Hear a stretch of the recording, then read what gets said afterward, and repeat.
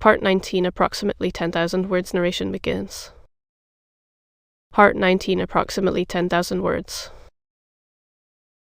The stranger advanced slowly, and as he advanced, after entering into the circle of light projected by the lamp, Milady involuntarily drew back. Then, when she had no longer any doubt, she cried, in a state of stupor, "What, my brother, is it you?" "Yes, fair lady," replied Lord de Winter, making a bow, half courteous, half ironical, "it is I, myself." "But this castle, then?" "Is mine." "This chamber?" "Is yours." "I am, then, your prisoner?" "Nearly so." "But this is a frightful abuse of power." "No high-sounding words. Let us sit down and chat quietly, as brother and sister ought to do." Then, turning toward the door, and seeing that the young officer was waiting for his last orders, he said, "All is well, I thank you. Now leave us alone, Mr. Felton." Chapter L. Chat between brother and sister. During the time which Lord de Winter took to shut the door, close the shutter, and draw a chair near to his sister-in-law's fauteuil, Milady, anxiously thoughtful, plunged her glance into the depths of possibility, and discovered all the plan, of which she could not even obtain a glance as long as she was ignorant into whose hands she had fallen. She knew her brother-in-law to be a worthy gentleman, a bold hunter, an intrepid player, enterprising with women, but by no means remarkable for his skill in intrigues. How had he discovered her arrival and caused her to be seized? Why did he detain her? Athos had dropped some words which proved that the conversation she had with the cardinal had fallen into outside ears, but she could not suppose that he had dug a countermine so promptly and so boldly. She rather feared that her preceding operations in England might have been discovered. Buckingham might have guessed that it was she who had cut off the 2 studs and avenged himself for that little treachery, but Buckingham was incapable of going to any excess against a woman, particularly if that woman was supposed to have acted from a feeling of jealousy. This supposition appeared to her most reasonable. It seemed to her that they wanted to revenge the past and not to anticipate the future. At all events, she congratulated herself upon having fallen into the hands of her brother-in-law, with whom she reckoned she could deal very easily, rather than into the hands of an acknowledged and intelligent enemy. "Yes, let us chat, brother," said she, with a kind of cheerfulness decided as she was to draw from the conversation, in spite of all the dissimulation Lord de Winter could bring, the revelations of which she stood in need to regulate her future conduct. "You have, then, decided to come to England again," said Lord de Winter, in spite of the resolutions he so often expressed in Paris never to set your feet on British ground. Milady replied to this question by another question. "To begin with, tell me," said she, "how have you watched me so closely as to be aware beforehand not only of my arrival, but even of the day, the hour, and the port at which I should arrive?" Lord de Winter adopted the same tactics as Milady, thinking that as his sister-in-law employed them, they must be the best. "But tell me, my dear sister," replied he, "what makes you come to England?" "I come to see you," replied Milady, without knowing how much she aggravated by this reply the suspicions to which D'Artagnan's letter had given birth in the mind of her brother-in-law, and only desiring to gain the goodwill of her auditor by a falsehood. "Ah, to see me," said de Winter cunningly. "To be sure, to see you. What is there astonishing in that? And you had no other object in coming to England but to see me?" "No." "So it was for me alone you have taken the trouble to cross the Channel?" "For you alone." "The deuce, what tenderness, my sister!" "But am I not your nearest relative?" demanded Milady, with a tone of the most touching ingenuousness. "And my only heir, are you not?" said Lord de Winter in his turn, fixing his eyes on those of Milady. Whatever command she had over herself, Milady could not help starting, and as in pronouncing the last words Lord de Winter placed his hand upon the arm of his sister, this start did not escape him. In fact, the blow was direct and severe. The first idea that occurred to Milady's mind was that she had been betrayed by Kitty, and that she had recounted to the Baron the selfish aversion toward himself of which she had imprudently allowed some marks to escape before her servant. She also recollected the furious and imprudent attack she had made upon D'Artagnan when he spared the life of her brother. "I do not understand, my lord," said she, in order to gain time and make her adversary speak out.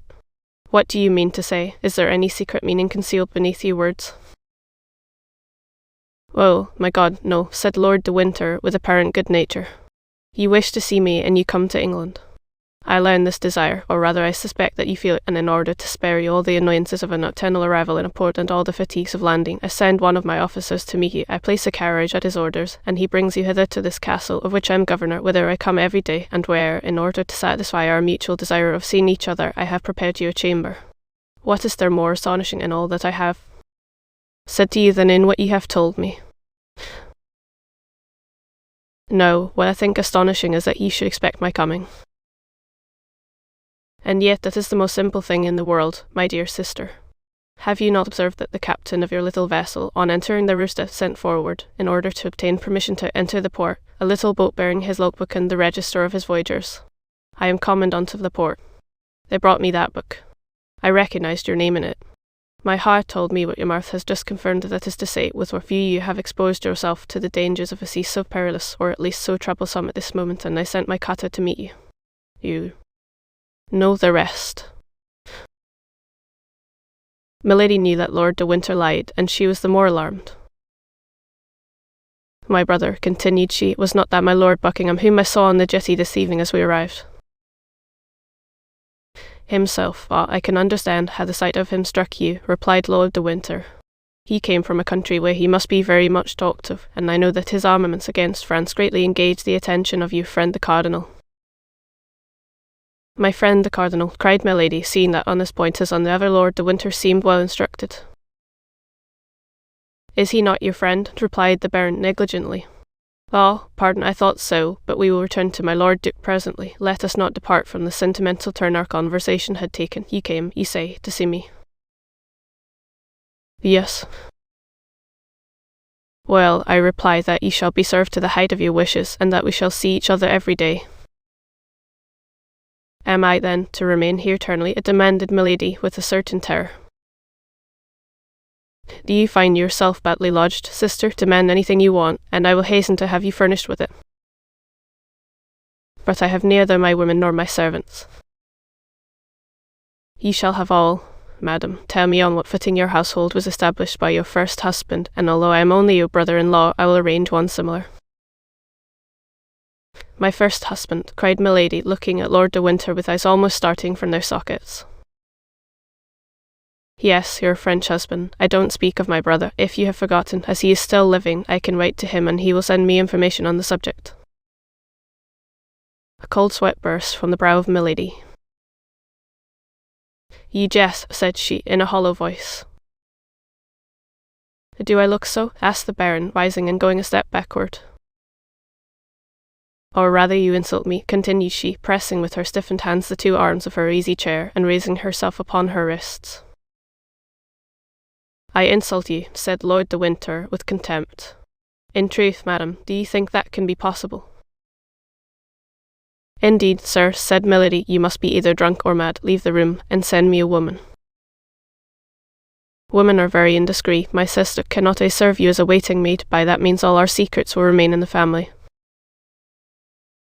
"The insolent!" cried Milady, and as if acted upon by a spring, she bounded toward the Baron, who awaited her attack with his arms crossed, but nevertheless with one hand on the hilt of his sword. "Come," said he. "I know you are accustomed to assassinate people, but I warn you I shall defend myself, even against you." "You are right," said Milady. "You have all the appearance of being cowardly enough to lift your hand against a woman." "Perhaps so, and I have an excuse, for mine would not be the first hand of a man that has been placed upon you, I imagine." And the Baron pointed, with a slow and accusing gesture, to the left shoulder of Milady, which he almost touched with his finger. Milady uttered a deep, inward shriek, and retreated to a corner of the room like a panther which crouches for spring. "Though growl as much as you please," cried Lord de Winter, "but don't try to bite, for I warn you that it would be to your disadvantage. There are here no procurators who regulate successions before, and there is no knight errant to come and seek a quarrel with me on account of the fair lady I detain a prisoner, but I have judges quite ready who will quickly dispose of a woman so shameless as to glide, a bigamist, into the bed of Lord de Winter, my brother, and these judges, I warn you, will soon send you to an executioner who will make both your shoulders alike." The eyes of Milady darted such flashes that although he was a man unarmed before an unarmed woman, he felt the chill of fear glide through his whole frame. However, he continued all the same, but with increasing warmth. Yes, I can very well understand that after having inherited the fortune of my brother it would be very agreeable to you to be my heir likewise, but know beforehand, if you kill me or cause me to be killed, my precautions are taken. Not a penny of what I possess will pass into your hands. Were you not already rich enough, you who possess nearly 1,000,000? And could you not stop your fatal career if you did not do evil for the infinite and supreme joy of doing it? Be assured, if the memory of my brother were not sacred to me, ye should rot in a state dungeon or satisfy the curiosity of sailors at tavern. I will be silent, but you must endure your captivity quietly.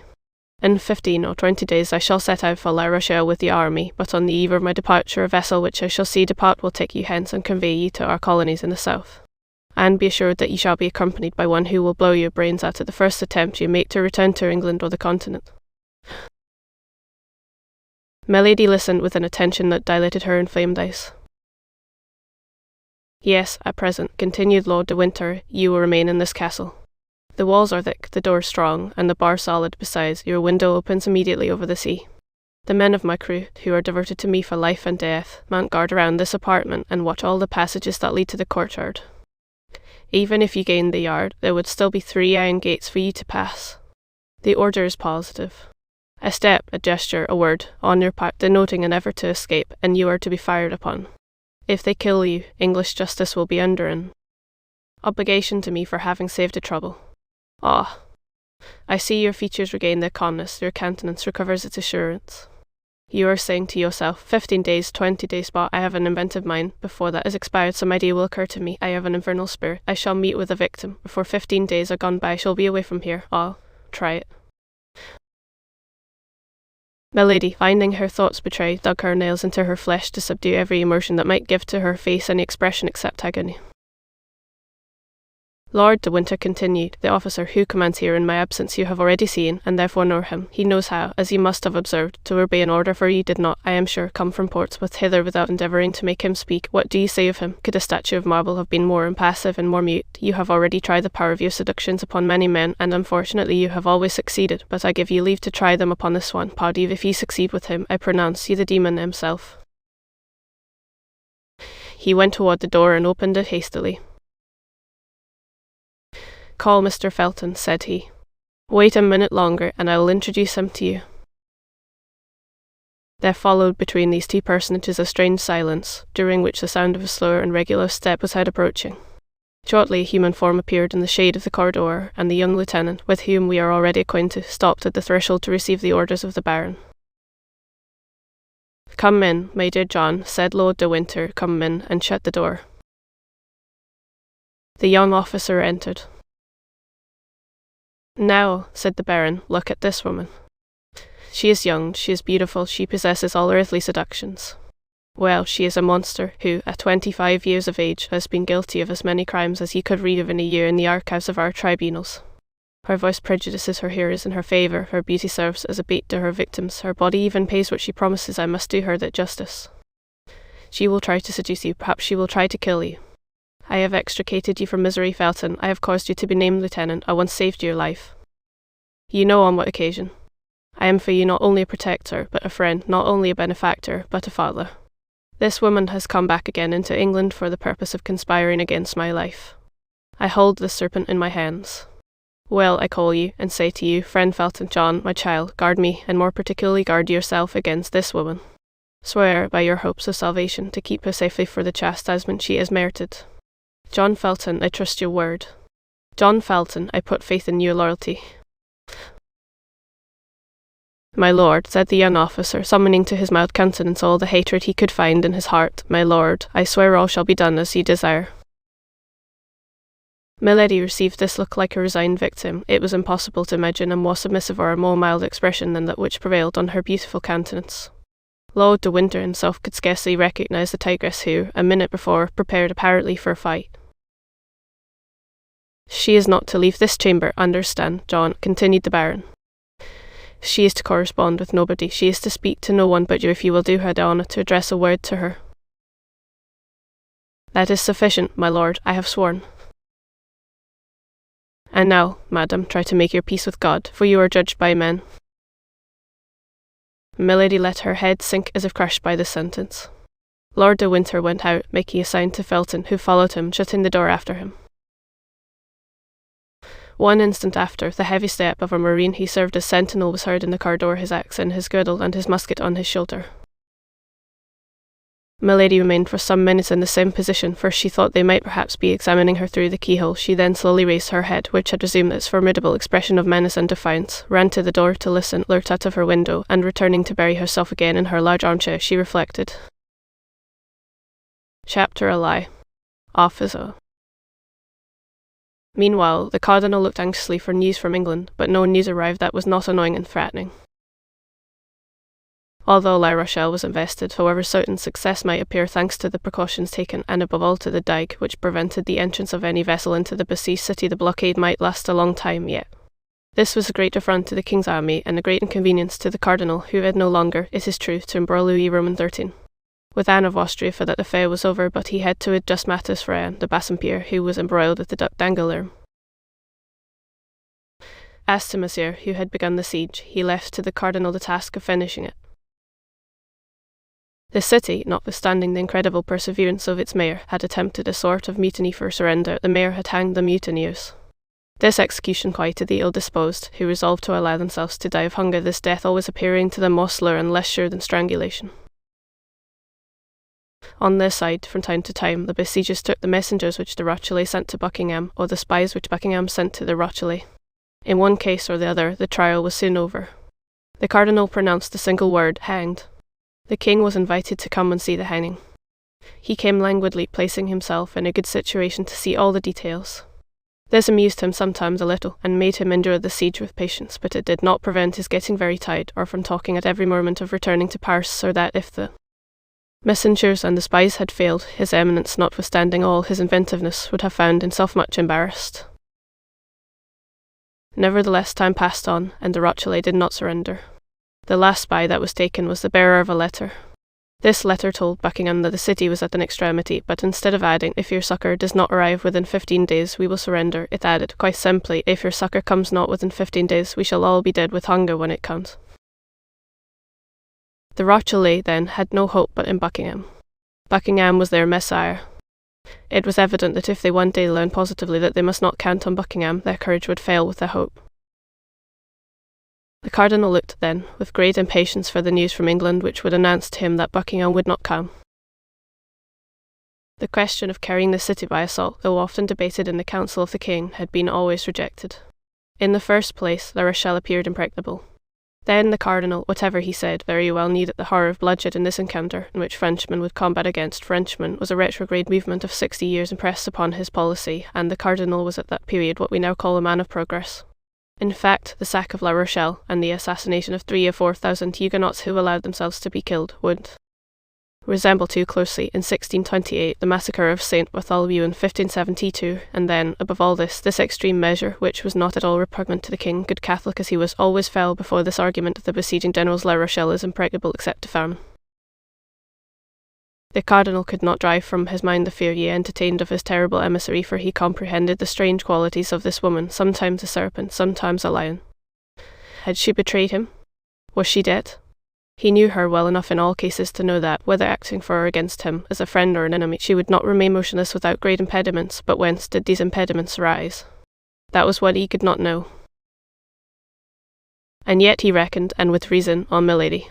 He had divined in the past of this woman terrible things which his red mantle alone could cover, and he felt, from one cause or another, that this woman was his own, as she could look to no other but himself for support superior to the danger which threatened her. He resolved, then, to carry on the war alone, and to look for no success foreign to himself, but as we look for a fortunate chance. He continued to press the raising of the famous dike which was to starve La Rochelle. Meanwhile, he cast his eyes over that unfortunate city, which contained so much deep misery and so many heroic virtues, and recalling the saying of Louis Roman XI, his political predecessor, as he himself was the predecessor of Robespierre, he repeated this maxim of Tristan's gossip: divide in order to reign. Henry Roman IV, when besieging Paris, had loaves and provisions thrown over the walls. The Cardinal had little notes thrown over in which he represented to the Rochellais how unjust, selfish, and barbarous was the conduct of their leaders. These leaders had corn in abundance, and would not let them partake of it. They adopted as a maxim, for they too had maxims, that it was of very little consequence that women, children, and old men should die, so long as the men who were to defend the walls remained strong and healthy. Up to that time, whether from devotedness or from want of power to act against it, this maxim, without being generally adopted, nevertheless passed from theory into practice, but the notes did it injury. The notes reminded the men that the children, women, and old men whom they allowed to die were their sons, their wives, and their fathers, and that it would be more just for everyone to be reduced to the common misery, in order that equal conditions should give birth to unanimous resolutions. These notes had all the effect that he who wrote them could expect, in that they induced a great number of the inhabitants to open private negotiations with the royal army.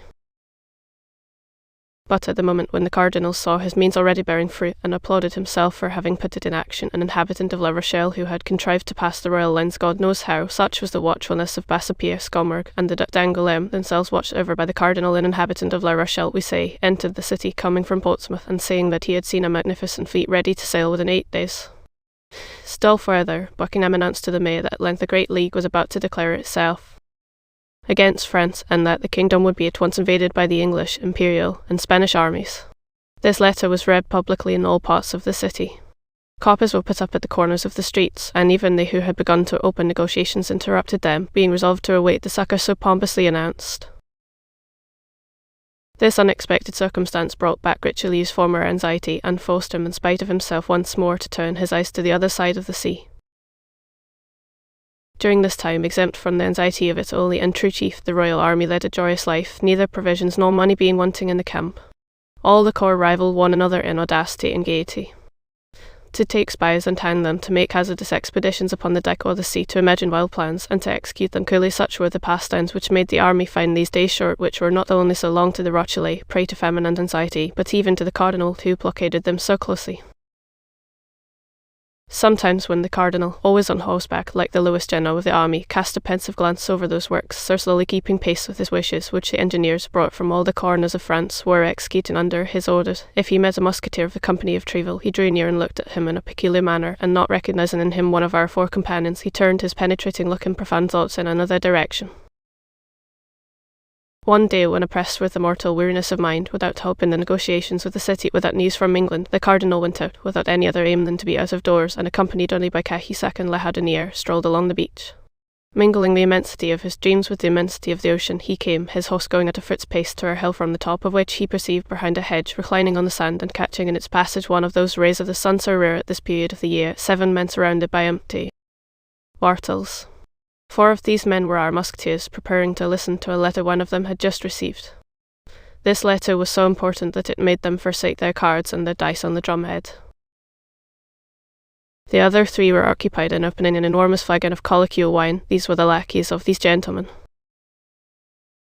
The cardinal was, as we have said, in very low spirits, and nothing when he was in that state of mind increased his depression so much as gaiety in others.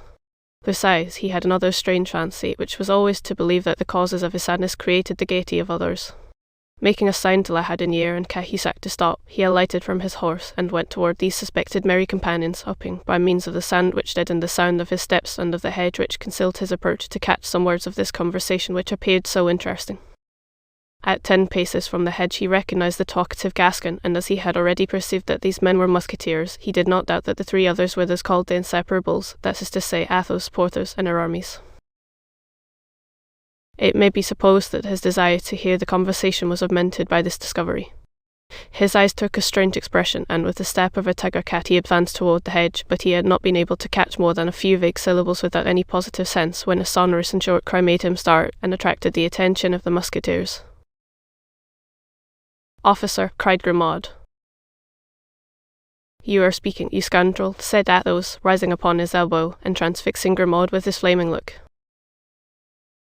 Grimaud therefore added nothing to his speech, but contented himself with pointing his index finger in the direction of the hedge, announcing by this gesture the cardinal and his escort. With a single bound the musketeers were on their feet, and saluted with respect. The cardinal seemed furious. "It appears that messieurs the musketeers keep guard," said he. "Are the English expected by land, or do the musketeers consider themselves superior officers?" Monseigneur, replied Athos, for amid the general fright he alone had preserved the noble calmness and coolness that never forsook him. Monseigneur, the Musketeers, when they are not on duty, or when their duty is over, drink and play at dice, and they are certainly superior officers to the lackeys. Lackeys, grumbled the cardinal. Lackeys who have the order to warn their masters when anyone passes are not lackeys, they are sentinels. Your Eminence may perceive that if we had not taken this precaution, we should have been exposed to allowing you to pass without presenting you our respects or offering you our thanks for the favour you have done us in uniting us. D'Artagnan, continued Athos, you, who but lately were so anxious for such an opportunity for expressing your gratitude to Monseigneur, here it is, avail yourself of it. These words were pronounced with that imperturbable phlegm which distinguished Athos in the hour of danger, and with that excessive politeness which made of him at certain moments a king more majestic than kings by birth. D'Artagnan came forward and stammered out a few words of gratitude which soon expired under the gloomy looks of the cardinal. It does not signify, gentlemen, continued the cardinal, without appearing to be in the least swerved from his first intention by the diversion which Athos had started. It does not signify, gentlemen, I do not like to have simple soldiers because they have the advantage of serving in a privileged corps, thus to play the great lords. Discipline is the same for them as for everybody else. Athos allowed the cardinal to finish his sentence completely, and bowed in sign of assent. Then he resumed in his turn. Discipline, Monseigneur, has, I hope, in no way been forgotten by us. We are not on duty, and we believed that not being on duty we were at liberty to dispose of our time as we pleased. If we are so fortunate as to have some particular duty to perform for your Eminence, we are ready to obey. Your Eminence may perceive, continued Athos, knitting his brow, for this sort of investigation began to annoy him, that we have not come out without our arms.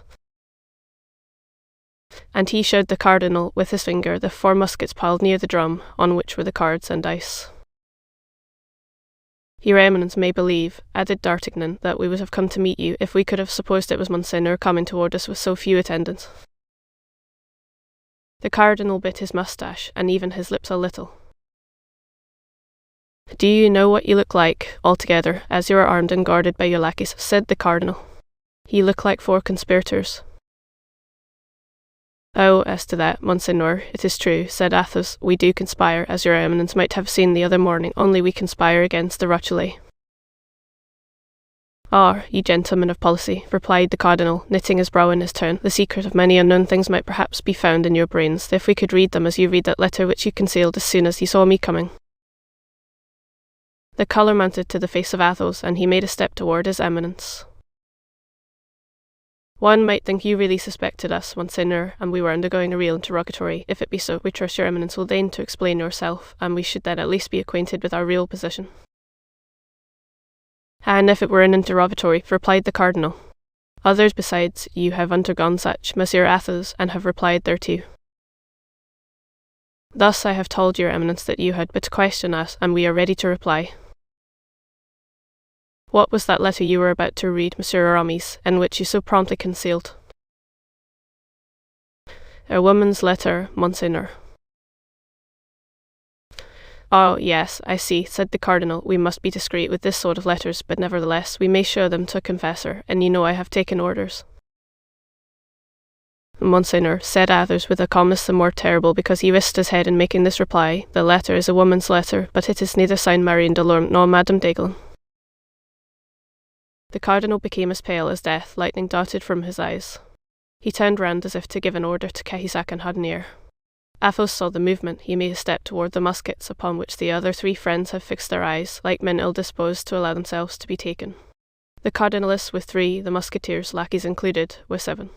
He judged that the match would be so much the less equal if Athos and his companions were really plotting, and by one of those rapid turns which he always had at command, all his anger faded away into a smile. Well, well, said he, you are brave young men, proud in daylight, faithful in darkness. We can find no fault with you for watching over yourselves, when you watch so carefully over others. Gentlemen, I have not forgotten the night in which you served me as an escort to the Red Dovecot. If there were any danger to be apprehended on the road I am going, I would request you to accompany me, but as there's none, remain where you are, furnish your bottles, your game, and your letter. Adieu, gentlemen. And remounting his horse, which Cahusac led to him, he saluted them with his hand, and rode away. The 4 young men, standing and motionless, followed him with their eyes without speaking a single word until he had disappeared. Then they looked at one another. The countenances of all gave evidence of terror, for notwithstanding the friendly adieu of his Eminence, they plainly perceived that the cardinal went away with rage in his heart. Athos alone smiled with a self-possessed, disdainful smile. When the cardinal was out of hearing and sight that Grimaud kept bed watch, cried Porthos, who had a great inclination to vent his ill humour on somebody. Grimaud was about to reply to excuse himself. Athos lifted his finger, and Grimaud was silent. "Would you have given up the letter, Aramis?" said D'Artagnan. "Aye," said Aramis in his most light tone, "I had made up my mind. If he had insisted upon the letter being given up to him, I would have presented the letter to him with one hand, and with the other I would have run my sword through his body." "I expected as much," said Athos, "and that was why I threw myself between you and him. Indeed, this man is very much to blame for talking thus to other men. One would say he had never had to do with any but women and children." "My dear Athos, I admire you, but nevertheless we were in the wrong after all." "How in the wrong?" said Athos. "Whose, then, is the air we breathe? Whose is the ocean upon which we look? Whose is the sand upon which we were reclining? Whose is that letter of your mistress? Do these belong to the cardinal? Upon my honour, this man fancies the world belongs to him." There you stood, stammering, stupefied, annihilated. One might have supposed the Bastille appeared before you, and that the gigantic Medusa had converted you into stone. Is being in love conspiring? You are in love with a woman whom the cardinal has caused to be shut up, and you wish to get her out of the hands of the cardinal. That's a match you are playing with his eminence. This letter is your game. Why should you expose your game to your adversary? That is never done. Let him find it out if he can. We can find out his. Well, that's all very sensible, Athos, said D'Artagnan. In that case, let there be no more question of what's past, and let Aramis resume the letter from his cousin where the cardinal interrupted him. Aramis drew the letter from his pocket. The three friends surrounded him, and the three lackeys grouped themselves again near the wine jar. You had only read a line or two, said D'Artagnan. Read the letter again from the commencement. Willingly, said Aramis. My dear cousin, I think I shall make up my mind to set out for Bethune, where my sister has placed our little servant in the convent of the Carmelites. This poor child is quite resigned, as she knows she cannot live elsewhere without the salvation of her soul being in danger.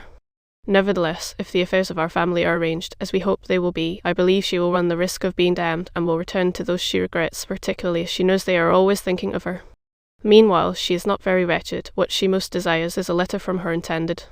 I know that such finds pass with difficulty through convent gratings, but after all, as I have given you proofs, my dear cousin, I am not unskilled in such affairs, and I will take charge of the commission.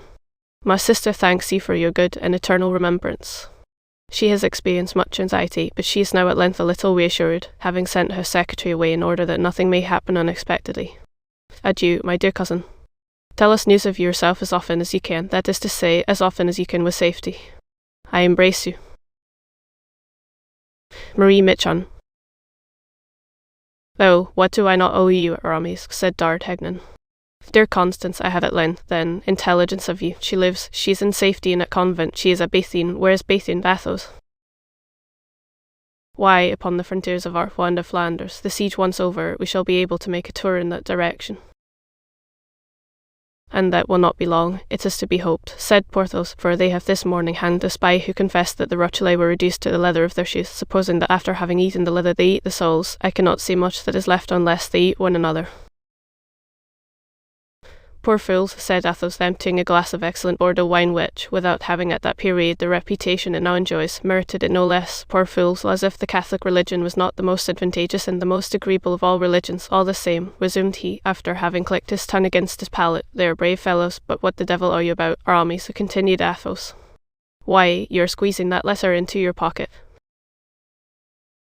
Yes, said D'Artagnan, Athos is right, it must be burned, and yet if we burn it, who knows whether Monsieur Cardinal has not a secret to interrogate ashes. He must have one, said Athos. What will you do with the letter, then? Asked Porthos. Come here, Grimaud, said Athos. Grimaud rose and obeyed. As a punishment for having spoken without permission, my friend, you will please to eat this piece of paper, then to recompense you for the service you will have rendered us, ye shall afterward drink this glass of wine. First, here is the letter. Eat heartily. Grimaud smiled, and with his eyes fixed upon the glass which Athos held in his hand, he ground the paper well between his teeth and then swallowed it. "Bravo, Monsieur Grimaud," said Athos, "and now take this. That's well, we dispense with your saying grace." Grimaud silently swallowed the glass of Bordeaux wine, but his eyes, raised toward heaven during this delicious occupation, spoke a language which, though mute, was not the less expressive. "And now," said Athos, "unless Monsieur Cardinal should form the ingenious idea of ripping up Grimaud, I think we may be pretty much at our ease respecting the letter." Meantime, His Eminence continued his melancholy ride, murmuring between his moustaches, "These 4 men must positively be mine." Chapter LI. Captivity, the first day. Let us return to Milady, whom a glance thrown upon the coast of France has made us lose sight of for an instant. We shall find her still in the despairing attitude in which we left her, plunged in an abyss of dismal reflection, a dark hell at the gate of which she has almost left hope behind, because for the first time she doubts, for the first time she fears. On 2 occasions her fortune has failed her, on 2 occasions she has found herself discovered and betrayed, and on these 2 occasions it was to one fatal genius, sent doubtlessly by the Lord to combat her, that she has succumbed. D'Artagnan has conquered her, that invincible power of evil. He has deceived her in her love, humbled her in her pride, thwarted her in her ambition, and now he ruins her fortune, deprives her of liberty, and even threatens her life. Still more, he has lifted the corner of her mask, that shield with which she covered herself and which rendered her so strong. D'Artagnan has turned aside from Buckingham, whom she hates as she hates everyone she has loved, the tempest with which Richelieu threatened him in the person of the Queen. D'Artagnan had passed himself upon her as De Wardes, for whom she had conceived one of those tiger-like fancies common to women of her character. D'Artagnan knows that terrible secret which she has sworn no one shall know without dying. In short, at the moment in which she has just obtained from Richelieu a carte blanche by the means of which she is about to take vengeance on her enemy, this precious paper is torn from her hand, and it is D'Artagnan who holds her prisoner and is about to send her to some filthy Botany Bay, some infamous Tyburn of the Indian Ocean. All this she owes to D'Artagnan, without doubt, from whom can come so many disgraces heaped upon her head, if not from him. He alone could have transmitted to Lord de Winter all these frightful secrets which he has discovered, one after another, by a train of fatalities. He knows her brother-in-law. He must have written to him. What hatred she distills! Motionless, with her burning and fixed glances, in her solitary apartment, how well the outbursts of passion which at times escape from the depths of her chest with her respiration accompany the sound of the surf which rises, growls, roars, and breaks itself like an eternal and powerless despair against the rocks on which is built this dark and lofty castle. How many magnificent projects of vengeance she conceives by the light of the flashes which her tempestuous passion casts over her mind against a mummy. Bonacieux against Buckingham, but above all against D'Artagnan projects lost in the distance of the future. Yes, but in order to avenge herself she must be free. And to be free, a prisoner has to pierce a wall, detach bars, cut through a floor wall undertakings which a patient and strong man may accomplish, but before which the feverish irritations of a woman must give way. Besides, to do all this, time is necessary, months, years, and she has 10 or 12 days, as Lord de Winter, her fraternal and terrible jailer, has told her. And yet, if she were a man she would attempt all this, and perhaps might succeed. Why, then, did heaven make the mistake of placing that man-like soul in that frail and delicate body? The first moments of her captivity were terrible. A few convulsions of rage which she could not suppress paid her debt of feminine weakness to nature. But by degrees she overcame the outbursts of her mad passion, and nervous tremblings which agitated her frame disappeared, and she remained folded within herself like a fatigued serpent in repose. Go to, I must have been mad to allow myself to be carried away so," says she, gazing into the glass, which reflects back to her eyes the burning glance by which she appears to interrogate herself. "And oh, violence is the proof of weakness. In the first place, I have never succeeded by that means. Perhaps if I employed my strength against women, I might perchance find them weaker than myself, and consequently conquer them. But it is with men that I struggle, and I am but a woman to them. Let me fight like a woman, then my strength is in my weakness." Then, as if to render an account to herself of the changes she could place upon her countenance, so mobile and so expressive, she made it take all expressions from that of passionate anger, which convulsed her features, to that of the most sweet, most affectionate, and most seducing smile. Then her hair assumed successively, under her skilful hands, all the undulations she thought might assist the charms of her face. At length she murmured, satisfied with herself, "Come, nothing is lost, I am still beautiful." It was then nearly 8 o'clock in the evening. Milady perceived a bed. She calculated that the repose of a few hours would not only refresh her head and her ideas, but still further her complexion. A better idea, however, came into her mind before going to bed. She had heard something said about supper. She had already been an hour in this apartment. They could not long delay bringing her a repast. The prisoner did not wish to lose time, and she resolved to make that very evening some attempts to ascertain the nature of the ground she had to work upon by studying the characters of the men to whose guardianship she was committed. A light appeared under the door. This light announced the reappearance of her jailers. Milady, who had arisen, threw herself quickly into the armchair, her head thrown back, her beautiful hair unbound and dishevelled, her bosom half bare beneath her crumpled lace, one hand on her heart and the other hanging down. The bolts were drawn, the door groaned upon its hinges. Steps sounded in the chamber and drew near. "Place that table there," said a voice which the prisoner recognised as that of Felton. The order was executed. "You will bring lights and relieve the sentinel," continued Felton. And this double order which the young lieutenant gave to the same individuals proved to Milady that her servants were the same men as her guards, that is to say, soldiers. Felton's orders were, for the rest, executed with a silent rapidity that gave a good idea of the way in which he maintained discipline. At length Felton, who had not yet looked at Milady, turned toward her. Ah, said he, "she is asleep, that's well. When she wakes she can sup." And he made some steps toward the door. "But, my lieutenant," said a soldier, less stoical than his chief, and who had approached Milady, "this woman is not asleep." "What, not asleep?" said Felton. "What is she doing, then?" "She has fainted. Her face is very pale, and I have listened in vain. I do not hear her breathe." "You are right," said Felton, after having looked at Milady from the spot on which he stood without moving a step toward her. "Go and tell Lord de Winter that his prisoner has fainted, for this event not having been foreseen. I don't know what to do." The soldier went out to obey the orders of his officer. Felton sat down upon an armchair which happened to be near the door, and waited without speaking a word, without making a gesture. Milady possessed that great art, so much studied by women, of looking through her long eyelashes without appearing to open the lids. She perceived Felton, who sat with his back toward her. She continued to look at him for nearly 10 minutes, and in these 10 minutes the immovable guardian never turned round once. She then thought that Lord de Winter would come, and by his presence give fresh strength to her jailer. Her first trial was lost. She acted like a woman who reckons up her resources. As a result, she raised her head, opened her eyes, and sighed deeply. At this sigh, Felton turned round.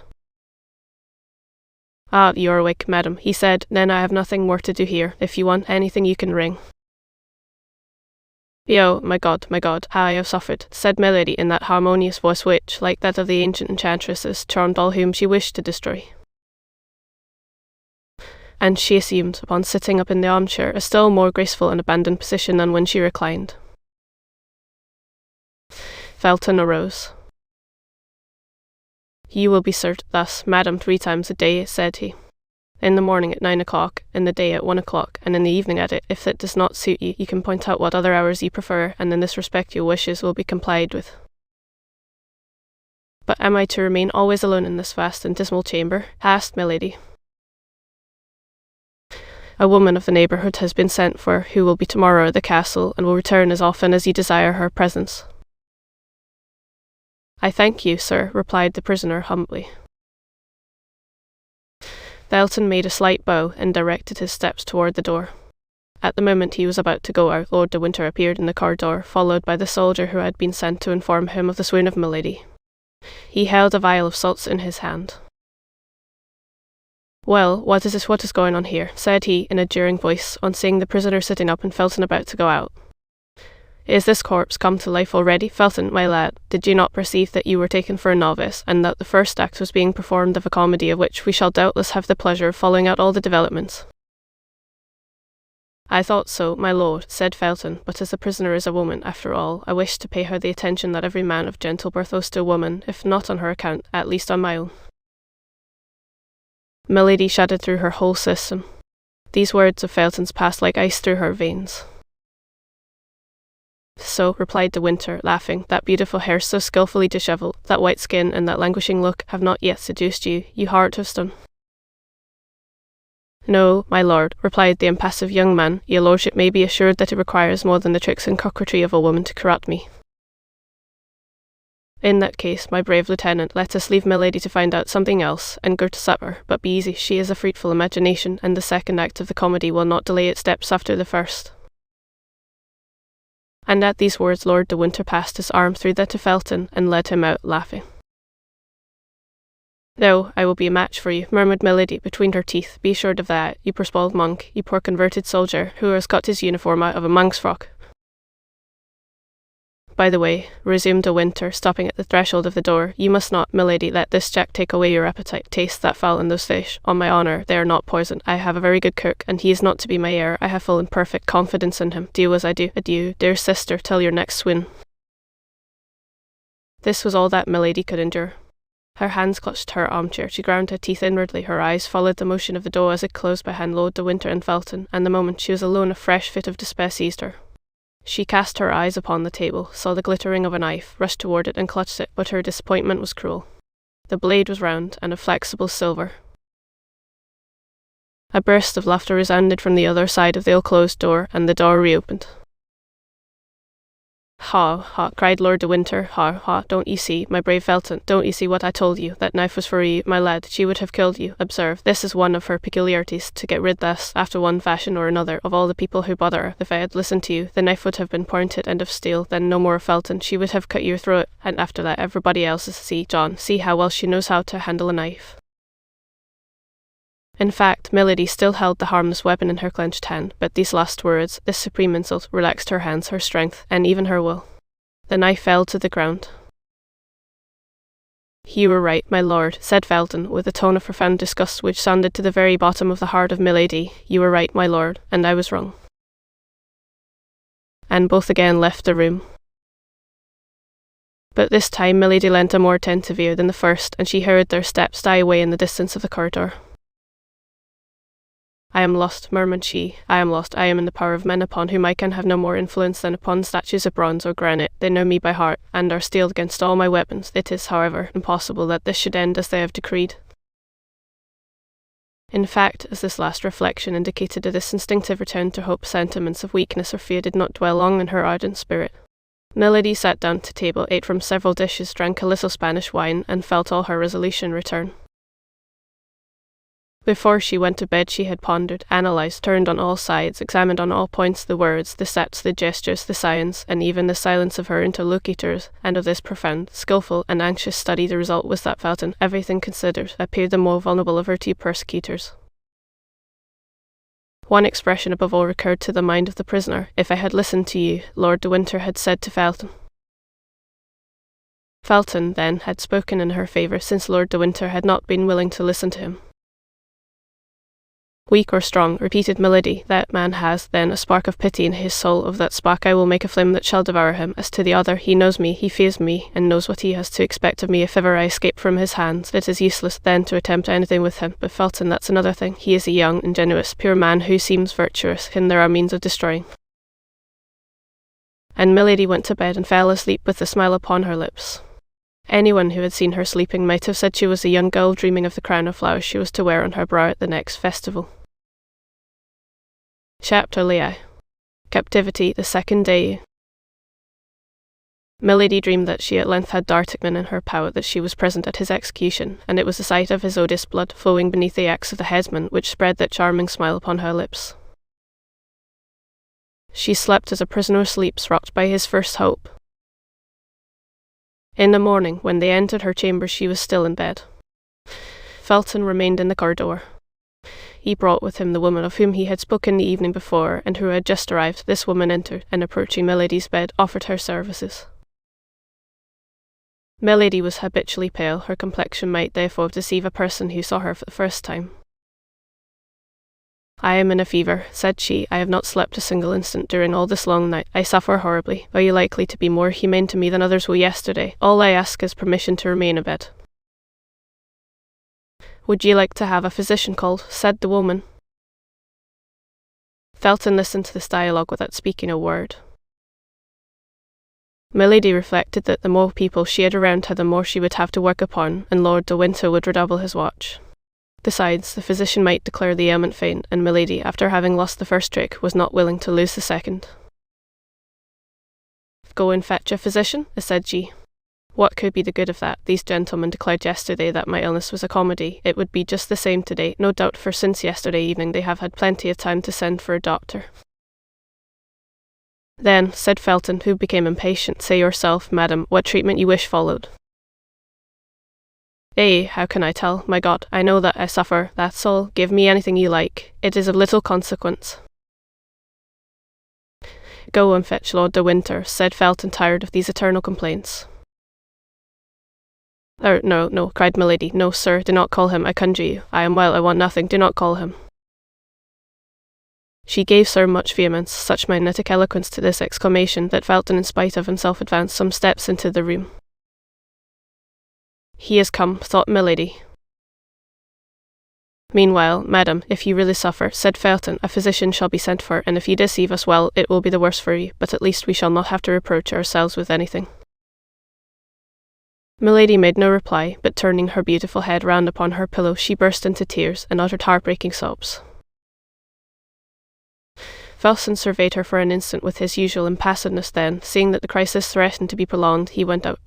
The woman followed him, and Lord de Winter did not appear. I fancy I begin to see my way, murmured Milady, with a savage joy, burying herself under the clothes to conceal from anybody who might be watching her this burst of inward satisfaction. End of part 19, approximately 10,000 words. End of chapter narration. Part 20, approximately 10,000 words narration begins. Part 20, approximately 10,000 words. 2 hours passed away. And now is his time that the malady should be over, said she. Let me rise, and obtain some success this very day. I have but 10 days, and this evening 2 of them will be gone. In the morning, when they entered Milady's chamber, they had brought her breakfast. Now she thought they could not long delay coming to clear the table, and that Felton would then reappear. Milady was not deceived. Felton reappeared, and without observing whether Milady had or had not touched her repast, made a sign that the table should be carried out of the room, it having been brought in ready spread. Felton remained behind. He held a book in his hand. Milady, reclining in an armchair near the chimney, beautiful, pale, and resigned, looked like a holy virgin awaiting martyrdom. Felton approached her, and said, Lord de Winter, who is a Catholic, like yourself, madam, thinking that the deprivation of the rites and ceremonies of your church might be painful to you, has consented that you should read every day the ordinary of your Mass, and here is a book which contains the ritual.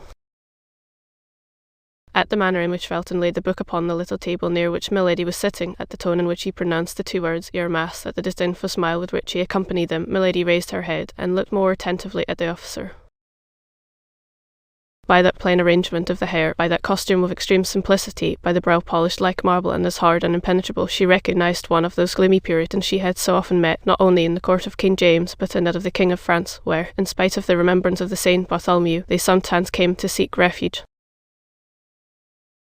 She then had one of those sudden inspirations which only people of genius receive in great crises and supreme moments which are to decide their fortunes or their lives. Those 2 words, your Mass, and a simple glance cast upon Felton revealed to her all the importance of the reply she was about to make, but with that rapidity of intelligence which was peculiar to her, this reply, ready arranged, presented itself to her lips. "Aye," said she, with an accent of disdain in unison with that which she had remarked in the voice of the young officer. "Aye, sir, my Mass, Lord de Winter, the corrupted Catholic, knows very well that I am not of his religion, and this is a snare he wishes to lay for me." "And of what religion are you, then, madam?" asked Felton, with an astonishment which, in spite of the empire he held over himself, he could not entirely conceal. "I will tell it," cried Milady with a feigned exultation, "on the day when I shall have suffered sufficiently for my faith." The look of Felton revealed to Milady the full extent of the space she had opened for herself by this single word. The young officer, however, remained mute and motionless. His look alone had spoken. "I am in the hands of my enemies," continued she, with that tone of enthusiasm which she knew was familiar to the Puritans. "Well, let my God save me, or let me perish from my God. That is the reply I beg you to make to Lord de Winter. And as to this book," added she, pointing to the manual with her finger but without touching it, as if she must be contaminated by it, "you may carry it back and make use of it yourself, for doubtless you are doubly the accomplice of Lord de Winter, the accomplice in his persecutions, the accomplice in his heresies." Felton made no reply, took the book with the same appearance of repugnance which he had before manifested, and retired pensively. Lord de Winter came toward 5 o'clock in the evening. Milady had had time during the whole day to trace her plan of conduct. She received him like a woman who had already recovered all her advantages. "It appears," said the Baron, seating himself in the armchair opposite that occupied by Milady, and stretching out his legs carelessly upon the hearth, "it appears we have made a little apostasy." "What do you mean, sir?"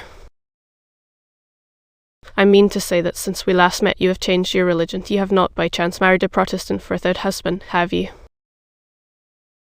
"Explain yourself, my lord," replied the prisoner with majesty, "for though I hear your words, I declare I do not understand them."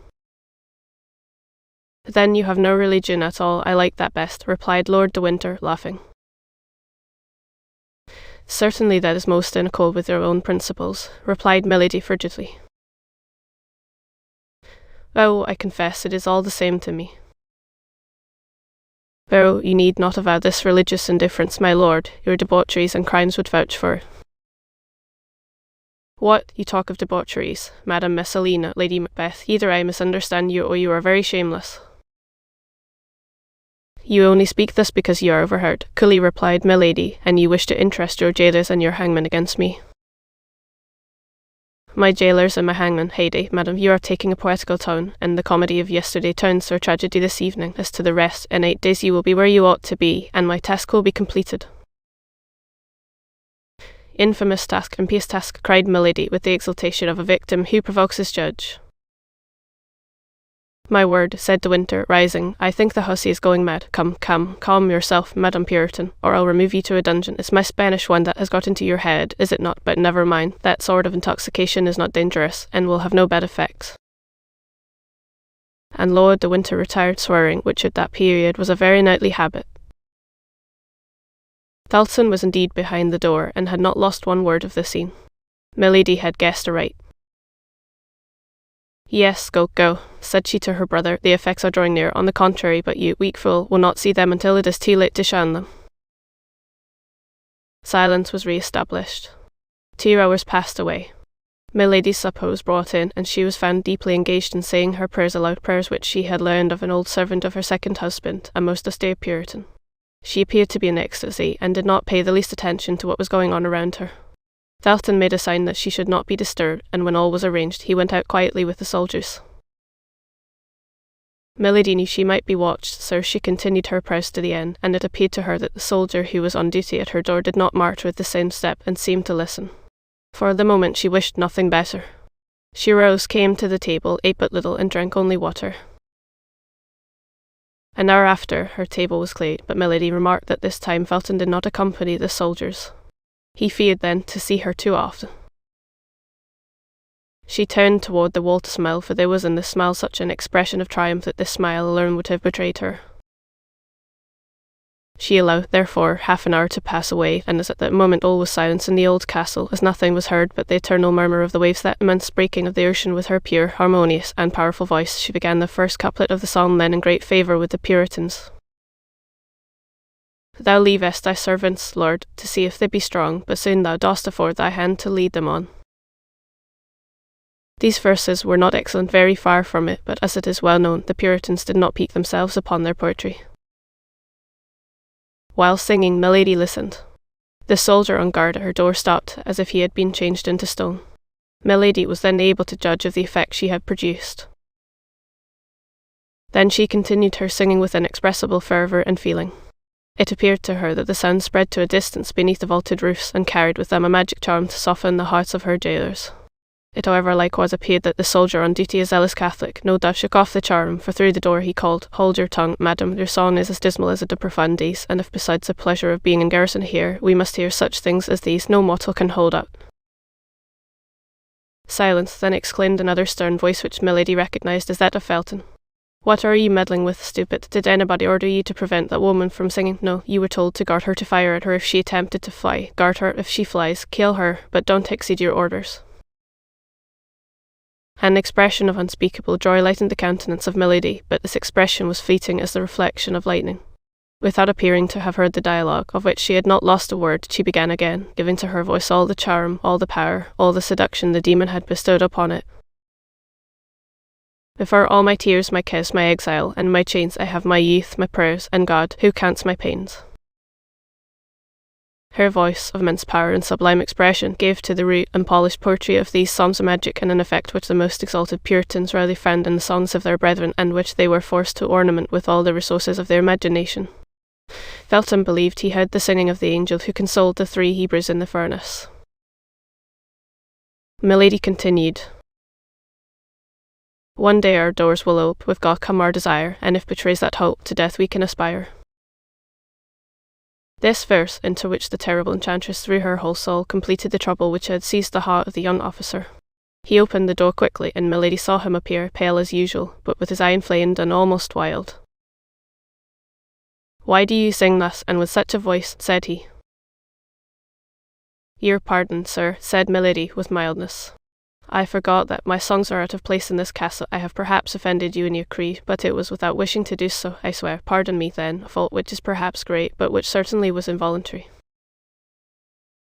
Milady was so beautiful at this moment, the religious ecstasy in which she appeared to be plunged gave such an expression to her countenance, that Felton was so dazzled that he fancied he beheld the angel whom he had only just before heard. Yes, yes," said he, "you disturb, you agitate the people who live in the castle." The poor, senseless young man was not aware of the incoherence of his words, while Milady was reading with her lynx's eyes the very depths of his heart.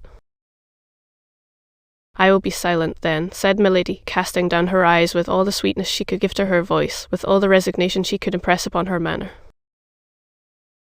"No, no, madam," said Felton, "early do not sing so loud, particularly at night." And at these words Felton, feeling that he could not long maintain his severity toward his prisoner, rushed out of the room. "You have done right, Lieutenant," said the soldier. "Such songs disturb the mind, and yet we become accustomed to them. Her voice is so beautiful." Chapter LIV. Captivity, the 3rd day. Felton had fallen, but there was still another step to be taken.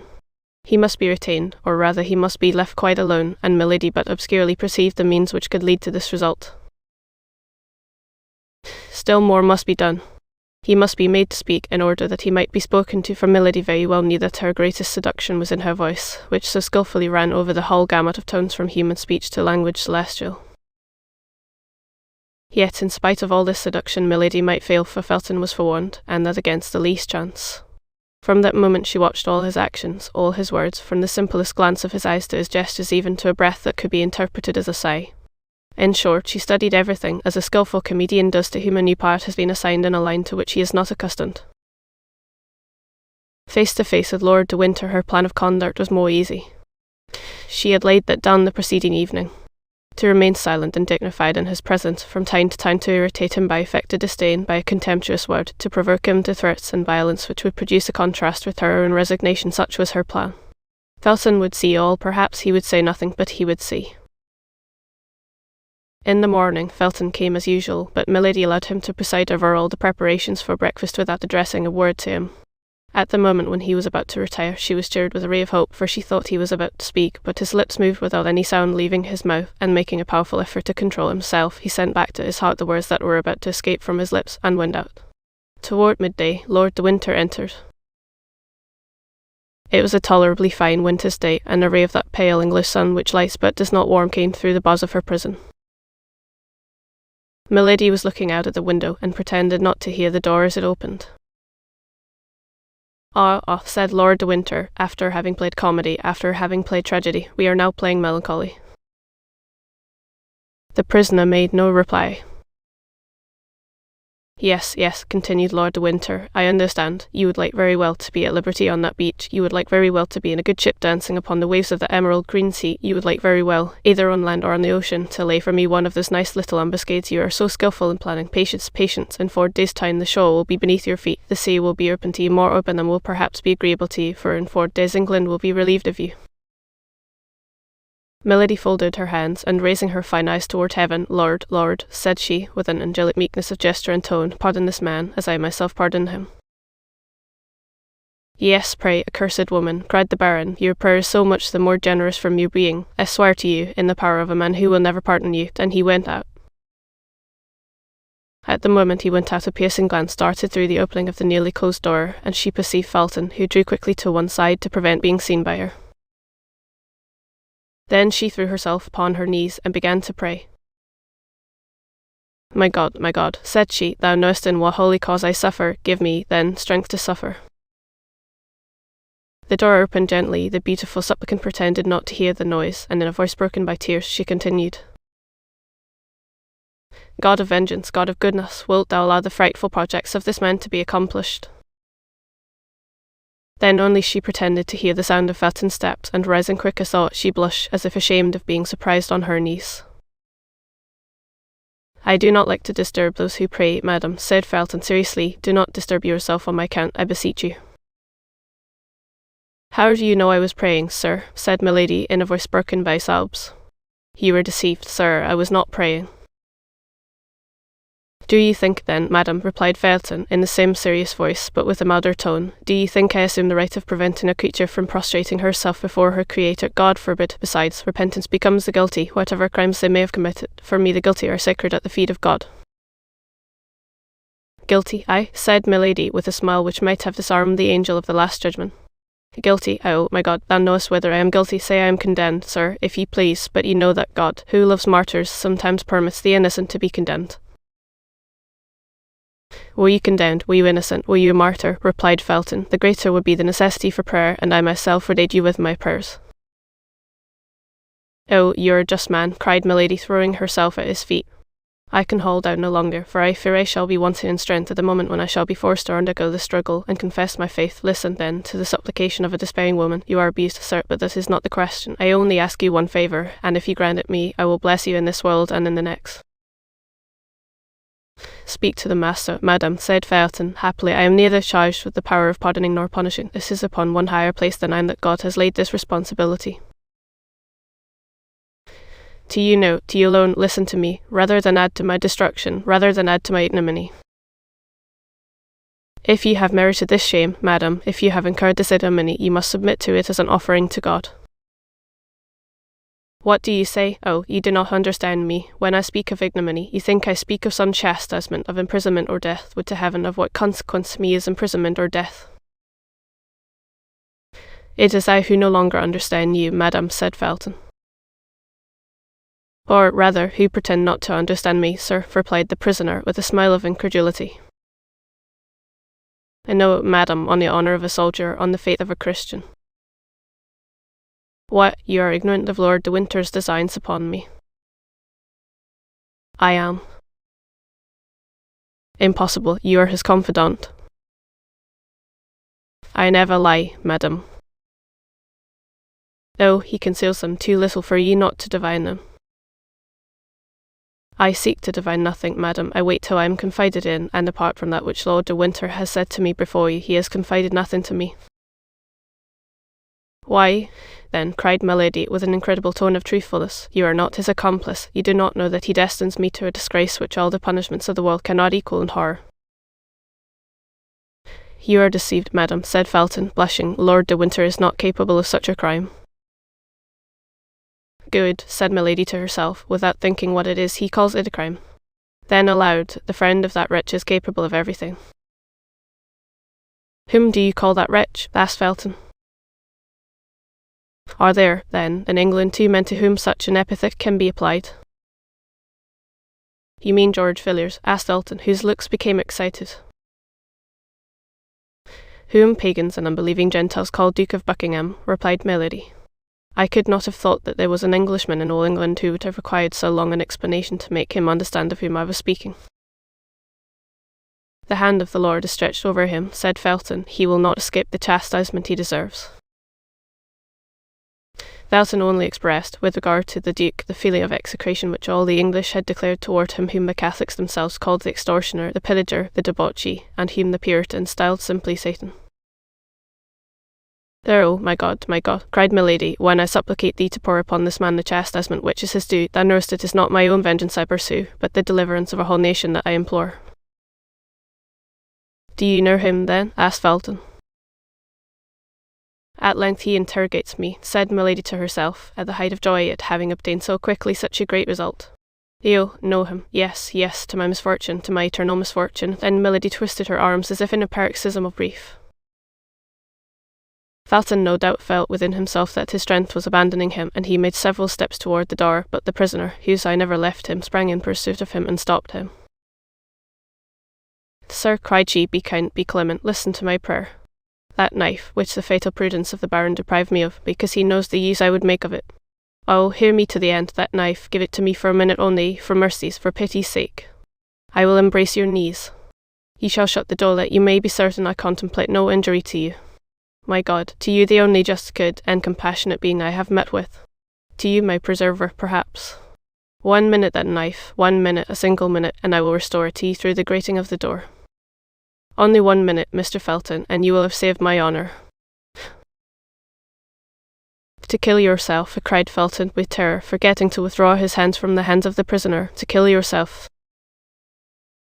I have told, sir, murmured milady, lowering her voice, and allowing herself to sink overpowered to the ground. I have told my secret, he knows all, my God, I am lost. Felton remained standing, motionless and undecided. He still doubts, thought milady, I have not been earnest enough. Someone was heard in the corridor. Milady recognized the step of Lord de Winter. Felton recognized it also, and made a step toward the door. Milady sprang toward him.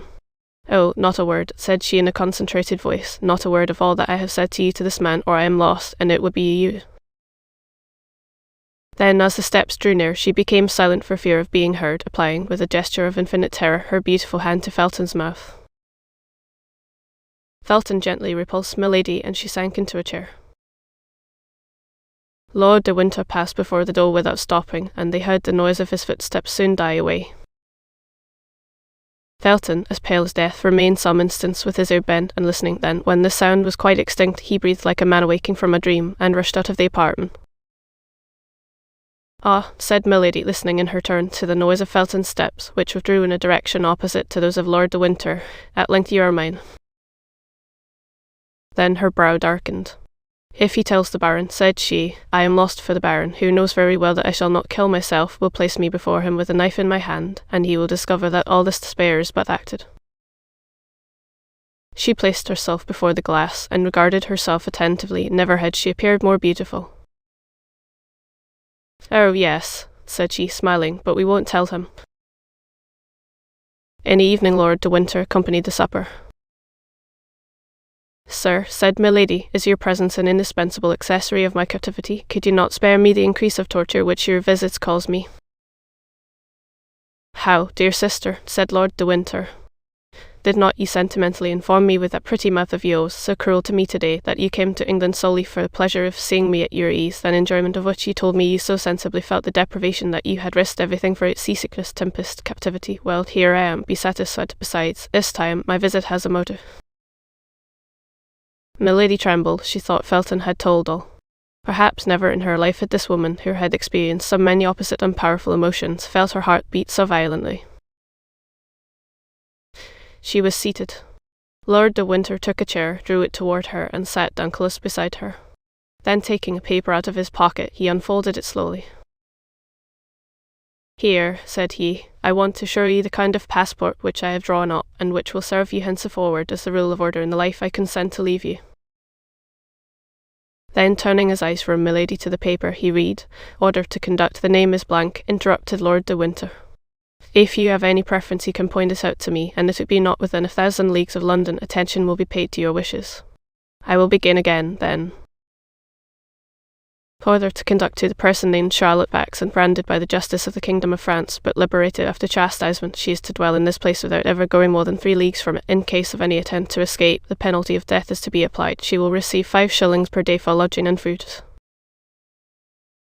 That order does not concern me, replied milady coldly, since it bears another name than mine. A name? Have you a name, then? I bear that of your brother. Aye, but you are mistaken. My brother is only your second husband, then your first is still living. Tell me his name, and I will put it in the place of the name of Charlotte Backson. No, you will not. You are silent. Well, then you must be registered as Charlotte Backson. Milady remained silent, only this time it was no longer from affectation, but from terror. She believed the order ready for execution. She thought that Lord de Winter had hastened her departure. She thought she was condemned to set off that very evening. Everything in her mind was lost for an instant, when all at once she perceived that no signature was attached to the order. The joy she felt at this discovery was so great she could not conceal it. "Yes, yes," said Lord de Winter, who perceived what was passing in her mind. "Yes, you look for the signature, and you say to yourself, all is not lost, for the order is not signed. It is only shown to me to terrify me, that's all. You are mistaken. Tomorrow this order will be sent to the Duke of Buckingham. The day after tomorrow it will return signed by his hand and marked with his seal, and 24 hours afterward I will answer for its being carried into execution. Adieu, madam, that is all I had to say to you. And I reply to you, sir, that this abuse of power, this exile under a fictitious name, are infamous. Would you like better to be hanged in your true name, milady? You know that the English laws are inexorable on the abuse of marriage. Speak freely. Although my name, or rather that of my brother, would be mixed up with the affair, I will risk the scandal of a public trial to make myself certain of getting rid of you." Milady made no reply, but became as pale as a corpse. "Oh, I see you prefer purgation. That's well, madam, and there is an old proverb that says travelling trains youth. My faith, you are not wrong after all, and life is sweet. That's the reason why I take such care you shall not deprive me of mine. There only remains, then, the question of the 5 shillings to be settled.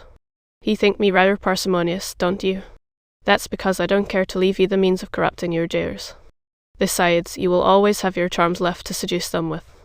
Employ them, if your check with regard to Felton has not disgusted you with attempts of that kind." "Felton has not told him," said Milady to herself. "Nothing is lost then. And now, madam, till I see you again, tomorrow I will come and announce to you the departure of my messenger." Lord de Winter rose, saluted her ironically, and went out. Milady breathed again. She had still 4 days before her. 4 days would quite suffice to complete the seduction of Felton. A terrible idea, however, rushed into her mind. She thought that Lord de Winter would perhaps send Felton himself to get the order signed by the Duke of Buckingham. In that case Felton would escape her, for in order to secure success the magic of a continuous seduction was necessary. Nevertheless, as we have said, one circumstance reassured her. Felton had not spoken.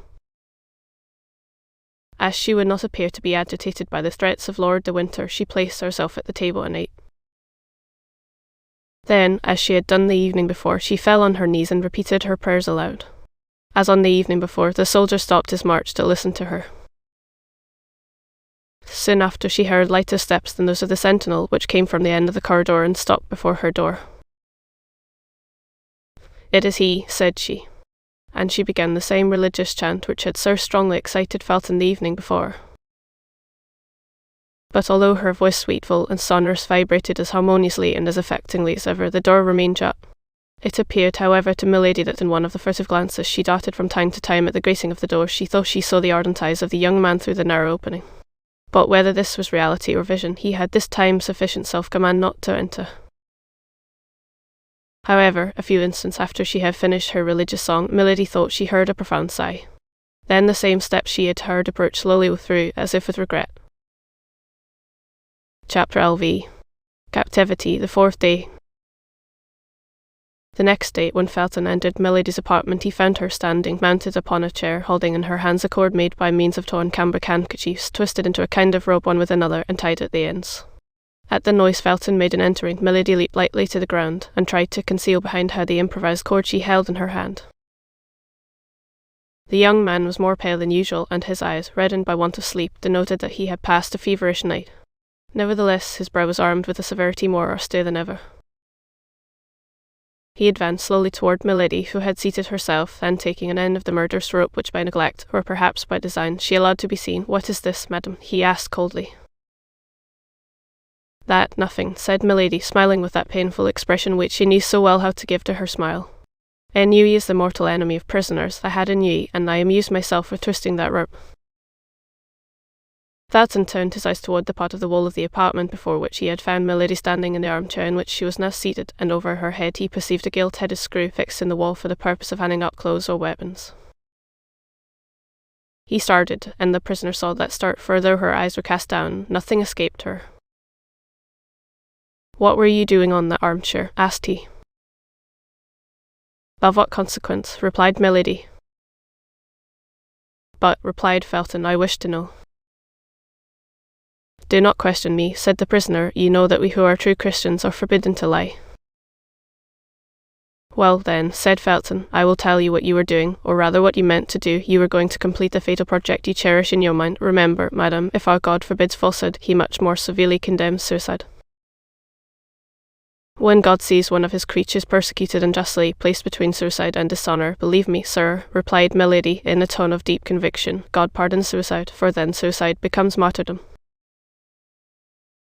You say either too much or too little. Speak, madam, in the name of heaven, explain yourself. That I may relate my misfortunes for you to treat them as fables, that I may tell you my projects for you to go and betray them to my persecutor. No, sir, besides, of what importance to you is the life or death of a condemned wretch? You are only responsible for my body, is it not so? And provided you produce a carcass that may be recognised as mine, they will require no more of you. Nay, perhaps you will even have a double reward. Aye, madam, aye, cried Felton. He supposed that I would ever accept the price of your life. Oh, you cannot believe what you say. Let me act as I please, Felton, let me act as I please, said milady, elated. Every soldier must be ambitious, must he not? You are a lieutenant. Well, you will follow me to the grave with the rank of captain. What have I then done to you, said Felton, much agitated, that you should load me with such a responsibility before God and before men? In a few days you will be away from this place. Your life, madam, will then no longer be under my care, and, added he, with a sigh, then you can do what you will with it. So, cried milady, as if she could not resist giving utterance to her holy indignation, you, a pious man, you who are called a just man, you ask but one thing, and that is that you may not be inculpated, annoyed by my death. It is my duty to watch over your life, madam, and I will watch. But do you understand the mission you are fulfilling? Cruel enough, if I am guilty, but what name can you give it? What name will the Lord give it, if I am innocent? I am a soldier, madam, and fulfill the orders I have received. Do you believe, then, that at the day of the last judgment God will separate blind executioners from iniquitous judges? You are not willing that I should kill my body, and you make yourself the agent of him who would kill my soul. But I repeat it again to you, replied Felton, in great emotion. No danger threatens you. I will answer for Lord de Winter as for myself. Dunce, cried milady, dunce, who dares to answer for another man, when the wisest, when those most after God's own heart, hesitate to answer for themselves, and who ranges himself on the side of the strongest and the most fortunate, to crush the weakest and the most unfortunate? Impossible, madam, impossible, murmured Felton, who felt to the bottom of his heart the justness of this argument. A prisoner, you will not recover your liberty through me, living, you will not lose your life through me. Yes, cried milady, but I shall lose that which is much dearer to me than life. I shall lose my honour, Felton, and it is you whom I make responsible, before God and before men, for my shame and my infamy. This time Felton, immovable as he was, or appeared to be, could not resist the secret influence which had already taken possession of him. To see this woman, so beautiful, fair as the brightest vision, to see her by turns overcome with grief and threatening to resist at once the ascendancy of grief and beauty, it was too much for a visionary, it was too much for a brain weakened by the ardent dreams of an ecstatic faith, it was too much for a heart furrowed by the love of heaven that burns, by the hatred of men that devours. Milady saw the trouble. She felt by intuition the flame of the opposing passions which burned with the blood in the veins of the young fanatic. As a skilful general, seeing the enemy ready to surrender, marches toward him with a cry of victory, she rose, beautiful as an antique priestess, inspired like a Christian virgin, her arms extended, her throat uncovered, her hair dishevelled, holding with one hand her robe modestly drawn over her breast, her look illumined by that fire which had already created such disorder in the veins of the young Puritan, and went toward him, crying out with a vehement air, and in her melodious voice, to which on this occasion she communicated a terrible energy. Let this victim to Baal be sent, to the lions the martyr be thrown. Thy God shall teach thee to repent, from th abyss he'll give ear to my moan. Felton stood before this strange apparition like one petrified. Who art thou? Who art thou? Cried he, clasping his hands. Art thou a messenger from God? Art thou a minister from hell? Art thou an angel or a demon? Callest thou thyself low or a star? Do you not know me, Felton? I am neither an angel nor a demon. I am a daughter of earth. I am a sister of thy faith. That is all. Yes, yes, said Felton. I doubted, but now I believe.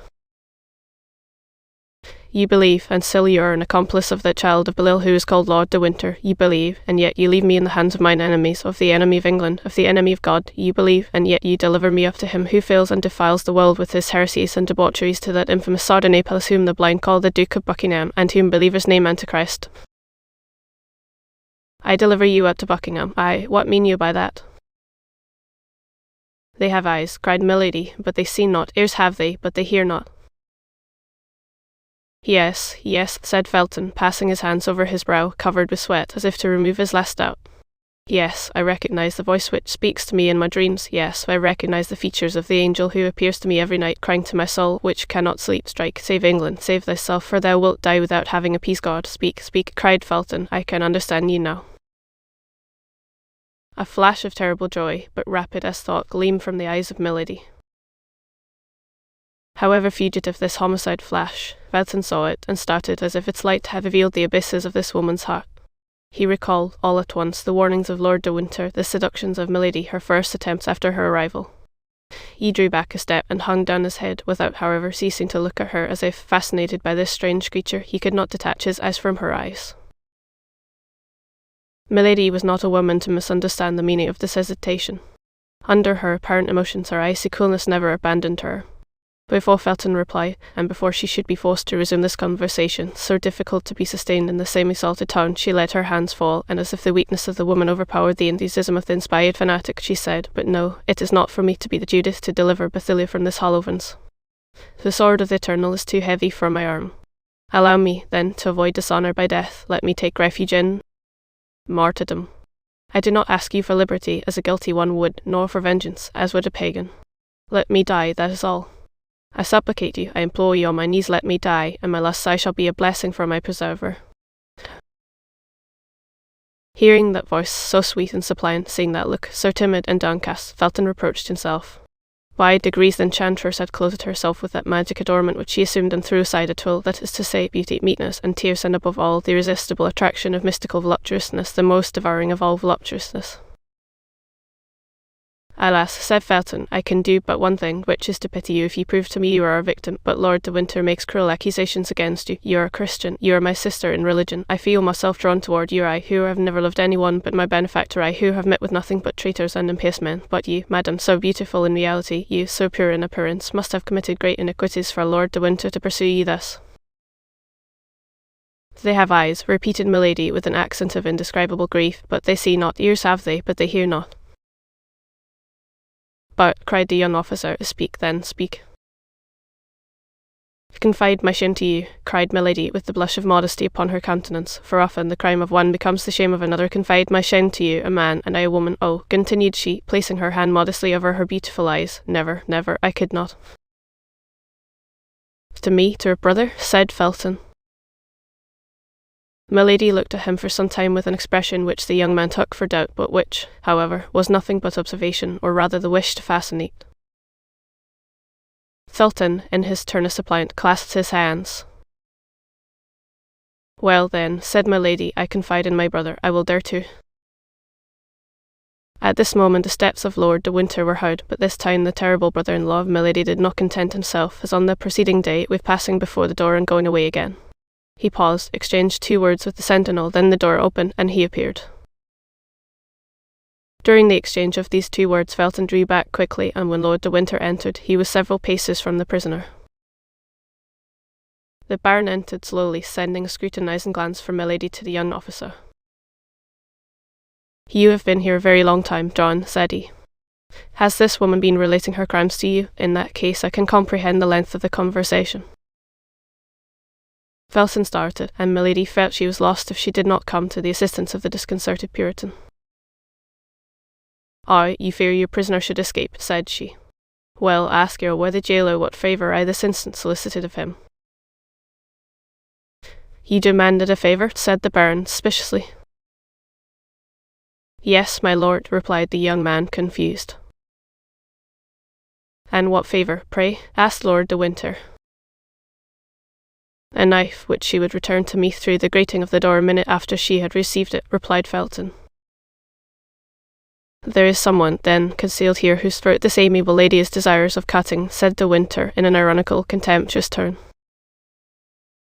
There is myself, replied Milady. I have given you the choice between America and Tyburn, replied Lord de Winter. Choose Tyburn, madam. Believe me, the cord is more certain than the knife. Felton grew pale and made a step forward, remembering that at the moment he entered Milady had a rope in her hand. You are right, said she. I have often thought of it. Then she added in a low voice, and I will think of it again. Felton felt a shudder run to the marrow of his bones. Probably Lord de Winter perceived this emotion. Mistrust yourself, John, said he. I have placed reliance upon you, my friend. Beware, I have warned you, but be of good courage, my lad. In 3 days we shall be delivered from this creature, and where I shall send her she can harm nobody. You hear him, cried Milady with vehemence, so that the Baron might believe she was addressing heaven, and that Felton might understand she was addressing him. Felton lowered his head and reflected. The Baron took the young officer by the arm, and turned his head over his shoulder, so as not to lose sight of Milady till he was gone out. Well, said the prisoner, when the door was shut, I am not so far advanced as I believed. De Winter has changed his usual stupidity into a strange prudence, that is the desire of vengeance, and how desire molds a man. As to Felton, he hesitates. Oh, he is not a man like the cursed Artignan. A Puritan only adores virgins, and he adores them by clasping his hands. A musketeer loves women, and he loves them by clasping his arms round them. Milady waited then, with much impatience, for she feared the day would pass away without her seeing Felton again. At last, in an hour after this scene we have just described, she heard someone speaking in a low voice at the door. Presently the door opened, and she perceived Felton. The young man advanced rapidly into the chamber, leaving the door open behind him, and making a sign to Milady to be silent. His face was much agitated. What do you want with me? Said she. Listen, replied Felton in a low voice. I have just sent away the sentinel that I might remain here without anybody knowing it, in order to speak to you without being overheard. The Baron has just related a frightful story to me. Milady assumed her smile of a resigned victim, and shook her head.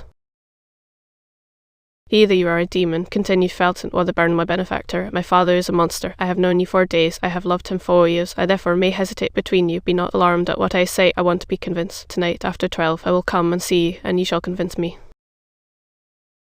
No, Felton, no, my brother, said she, the sacrifice is too great, and I feel what it must cost you. No, I am lost. Do not be lost with me. My death will be much more eloquent than my life, and the silence of the corpse will convince you much better than the words of the prisoner.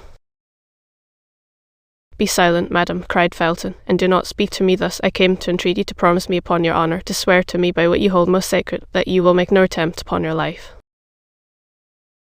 I will not promise, said Milady, for no one has more respect for a promise or an oath than I have, and if I make a promise I must keep it. Well, said Felton, only promise till you have seen me again. If, when you have seen me again, you still persist, well, then you shall be free, and I myself will give you the weapon you desire. Well, said Milady, for you I will wait. Swear.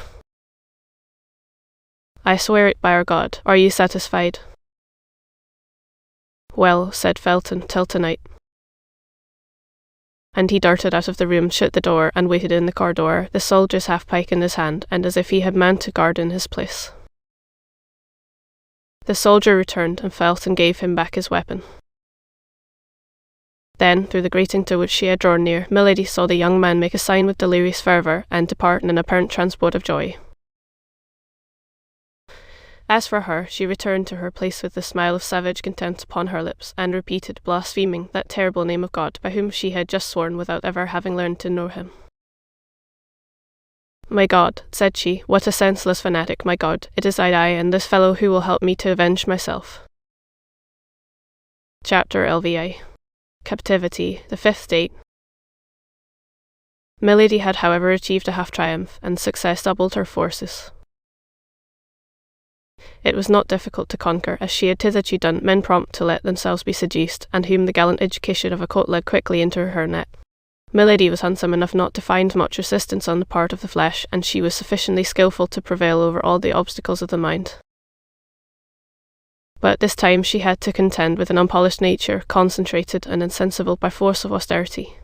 Religion and its observances had made Felton a man inaccessible to ordinary seductions. They fermented in that sublimated brain plans so vast, projects so tumultuous, that there remained no room for any capricious or material of that sentiment which is fed by leisure and grows with corruption. Milady had then made a breach by her false virtue in the opinion of a man horribly prejudiced against her, and by her beauty in the heart of a man hitherto chaste and pure. In short, she had taken the measure of motives hitherto unknown to herself through this experiment made upon the most rebellious subject that nature and religion could submit to her study.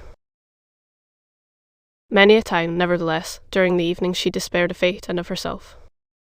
She did not invoke God, we very well know, but she had faith in the genius of evil, that immense sovereignty which reigns in all the details of human life, and by which, as in the Arabian fable, single pomegranate seed is sufficient to reconstruct a ruined world. Milady, being well prepared for the reception of Felton, was able to erect her batteries for the next day. She knew she had only 2 days left, that when once the order was signed by Buckingham, and Buckingham would sign it the more readily from its bearing a false name, and he could not, therefore, recognise the woman in question once this order was signed, we say, the Baron would make her embark immediately, and she knew very well that women condemned to exile employ arms much less powerful in their seductions than the pretendedly virtuous woman whose beauty is lighted by the sun of the world, whose style the voice of fashion lauds, and whom a halo of aristocracy gilds with enchanting splendours. To be a woman condemned to a painful and disgraceful punishment is no impediment to beauty, but it is an obstacle to the recovery of power. Like all persons of real genius, Milady knew it suited her nature and her means. Poverty was repugnant to her, degradation took away 2/3 of her greatness.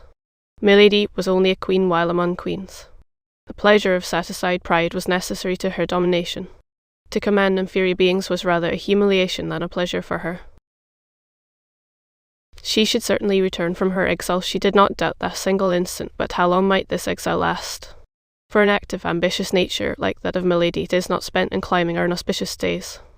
What word, then, can be found to describe the days which they occupy in descending?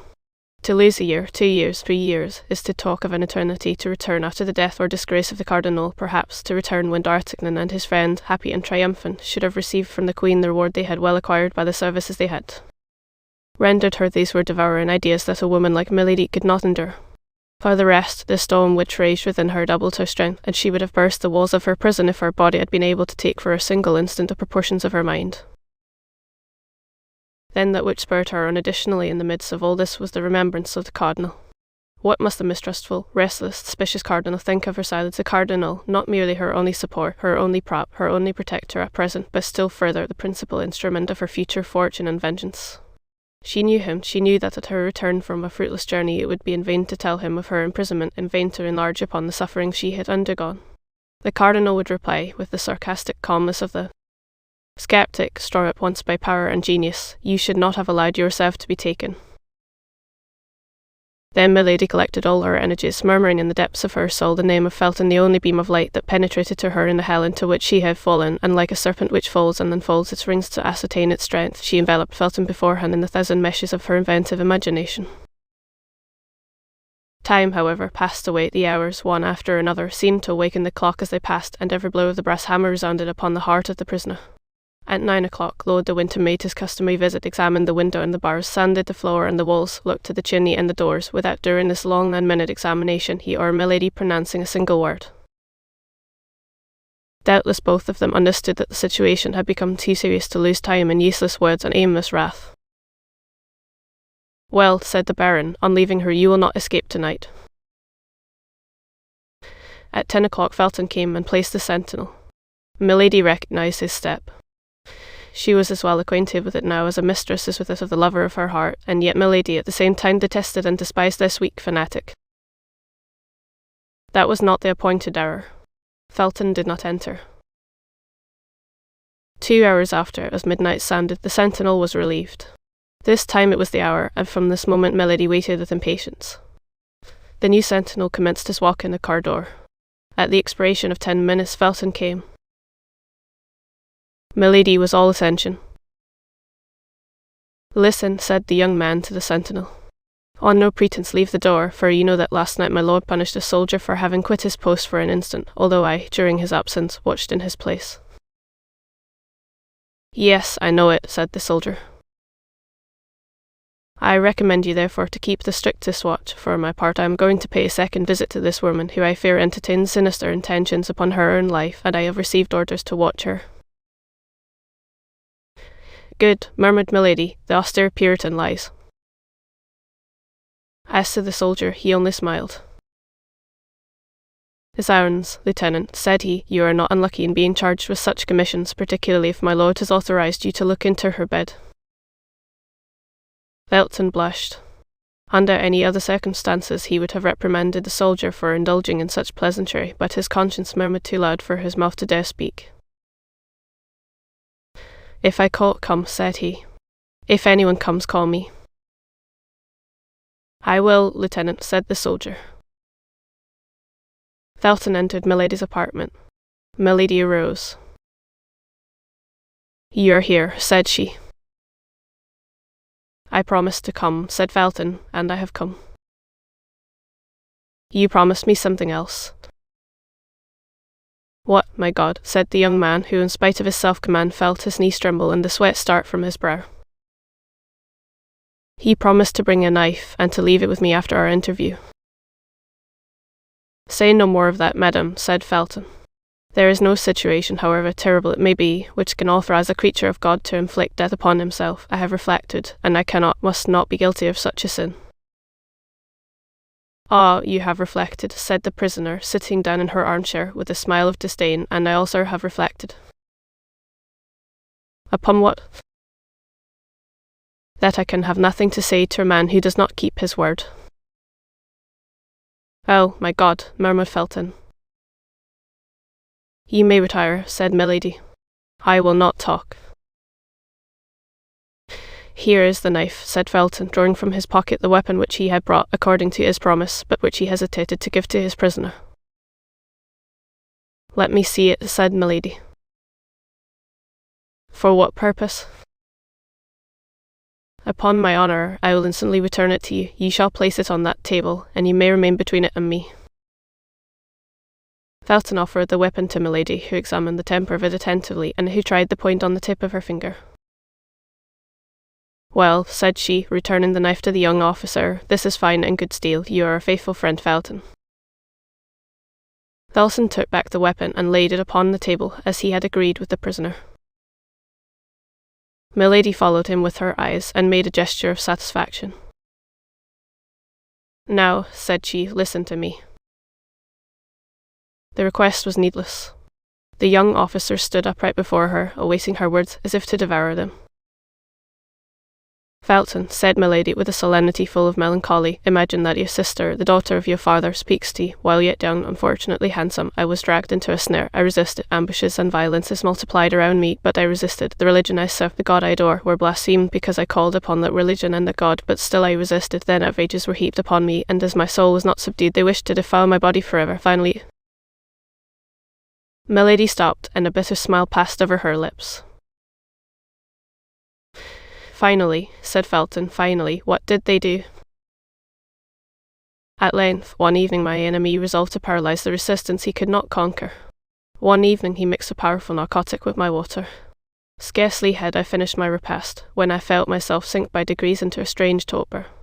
Although I was without mistrust, a vague fear seized me, and I tried to struggle against sleepiness. I rose. I wished to run to the window and call for help, but my legs refused their office. It appeared as if the ceiling sank upon my head and crushed me with its weight. I stretched out my arms. I tried to speak. I could only utter inarticulate sound, and irresistible faintness came over me. I supported myself by a chair, feeling that I was about to fall, but this support was soon insufficient on account of my weak arms. I fell upon one knee, then upon both. I tried to pray, but my tongue was frozen. God doubtless neither heard nor saw me, and I sank upon the floor a prey to a slumber which resembled death. End of part 20, approximately 10,000 words. End of chapter narration. Part 21, approximately 10,000 words narration begins. Part 21, approximately 10,000 words. Of all that passed in that sleep, or the time which glided away while it lasted, I have no remembrance.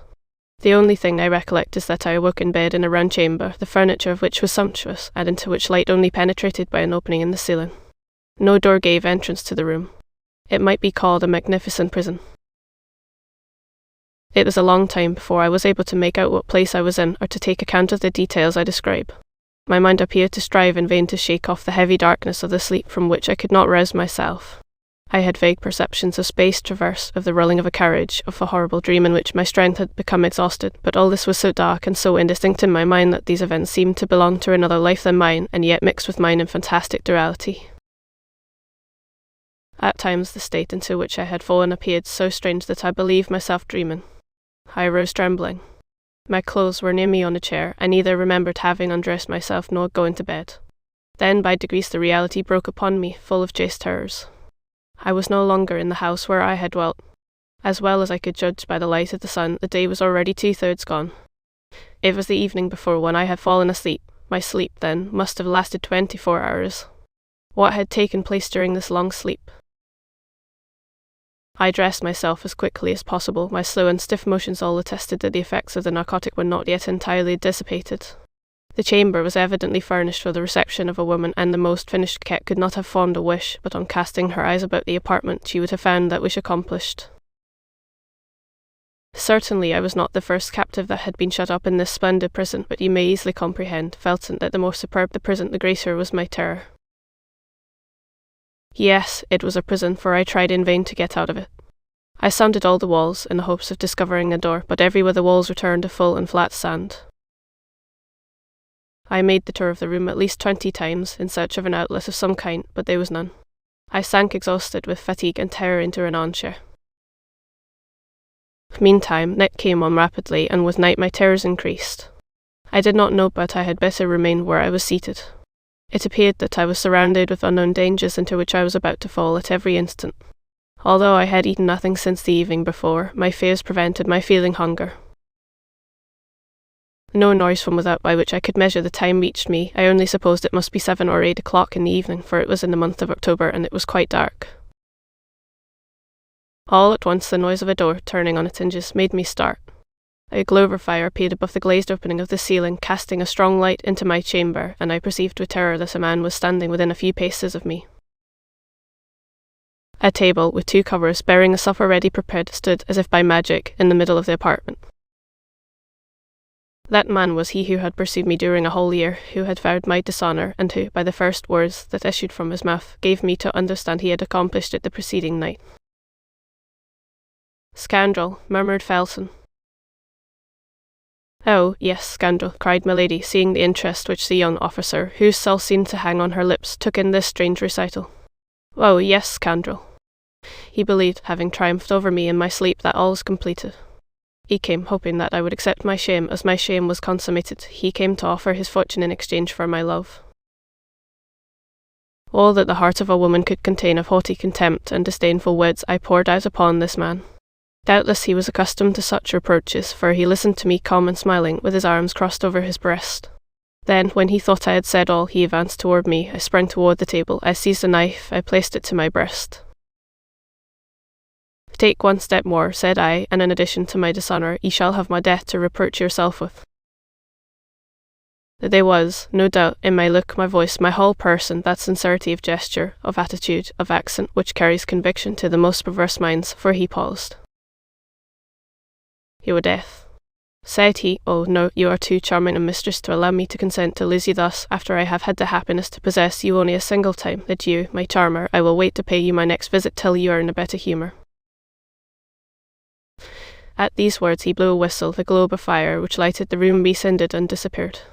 I found myself again in complete darkness. The same noise of a door opening and shutting was repeated the instant afterward. The flaming globe descended afresh, and I was completely alone.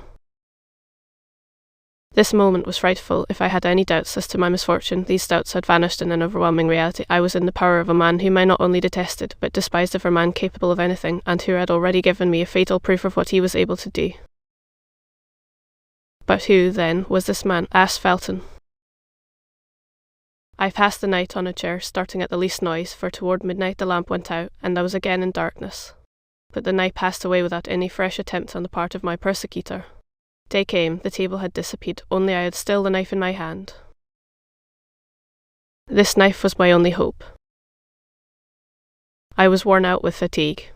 Sleeplessness inflamed my eyes. I had not dared to sleep a single instant. The light of day reassured me. I went and threw myself on the bed, without parting with the emancipating knife which I concealed under my pillow. When I woke, a fresh meal was served. This time, in spite of my terrors, in spite of my agony, I began to feel a devouring hunger. It was 48 hours since I had taken any nourishment. I ate some bread and some fruit, then, remembering the narcotic mixed with the water I had drunk, I would not touch that which was placed on the table, but filled my glass at a marble fountain fixed in the wall over my dressing table. And yet, notwithstanding these precautions, I remained for some time in a terrible agitation of mind. But my fears were this time ill-founded. I passed the day without experiencing anything of the kind I dreaded. I took the precaution to half-empty the carafe, in order that my suspicions might not be noticed. The evening came on, and with it darkness, but however profound was this darkness, my eyes began to accustom themselves to it. I saw, amid the shadows, the table sink through the floor. A quarter of an hour later it reappeared, bearing my supper. In an instant, thanks to the lamp, my chamber was once more lighted. I was determined to eat only such things as could not possibly have anything soporific introduced into them. 2 eggs and some fruit composed my repast, then I drew another glass of water from my protecting fountain and drank it. At the first swallow, it appeared to me not to have the same taste as in the morning. Suspicion instantly seized me. I paused, but I had already drunk half a glass. I threw the rest away with horror, and waited with the dew of fear upon my brow. And no doubt some invisible witness had seen me draw the water from that fountain, and had taken advantage of my confidence in it the better to assure my ruin, so coolly resolved upon, so cruelly pursued. Half an hour had not passed when the same symptoms began to appear, but as I had only drunk half a glass of the water, I contended longer, and instead of falling entirely asleep, I sank into a state of drowsiness which left me a perception of what was passing around me, while depriving me of the strength either to defend myself or to fly.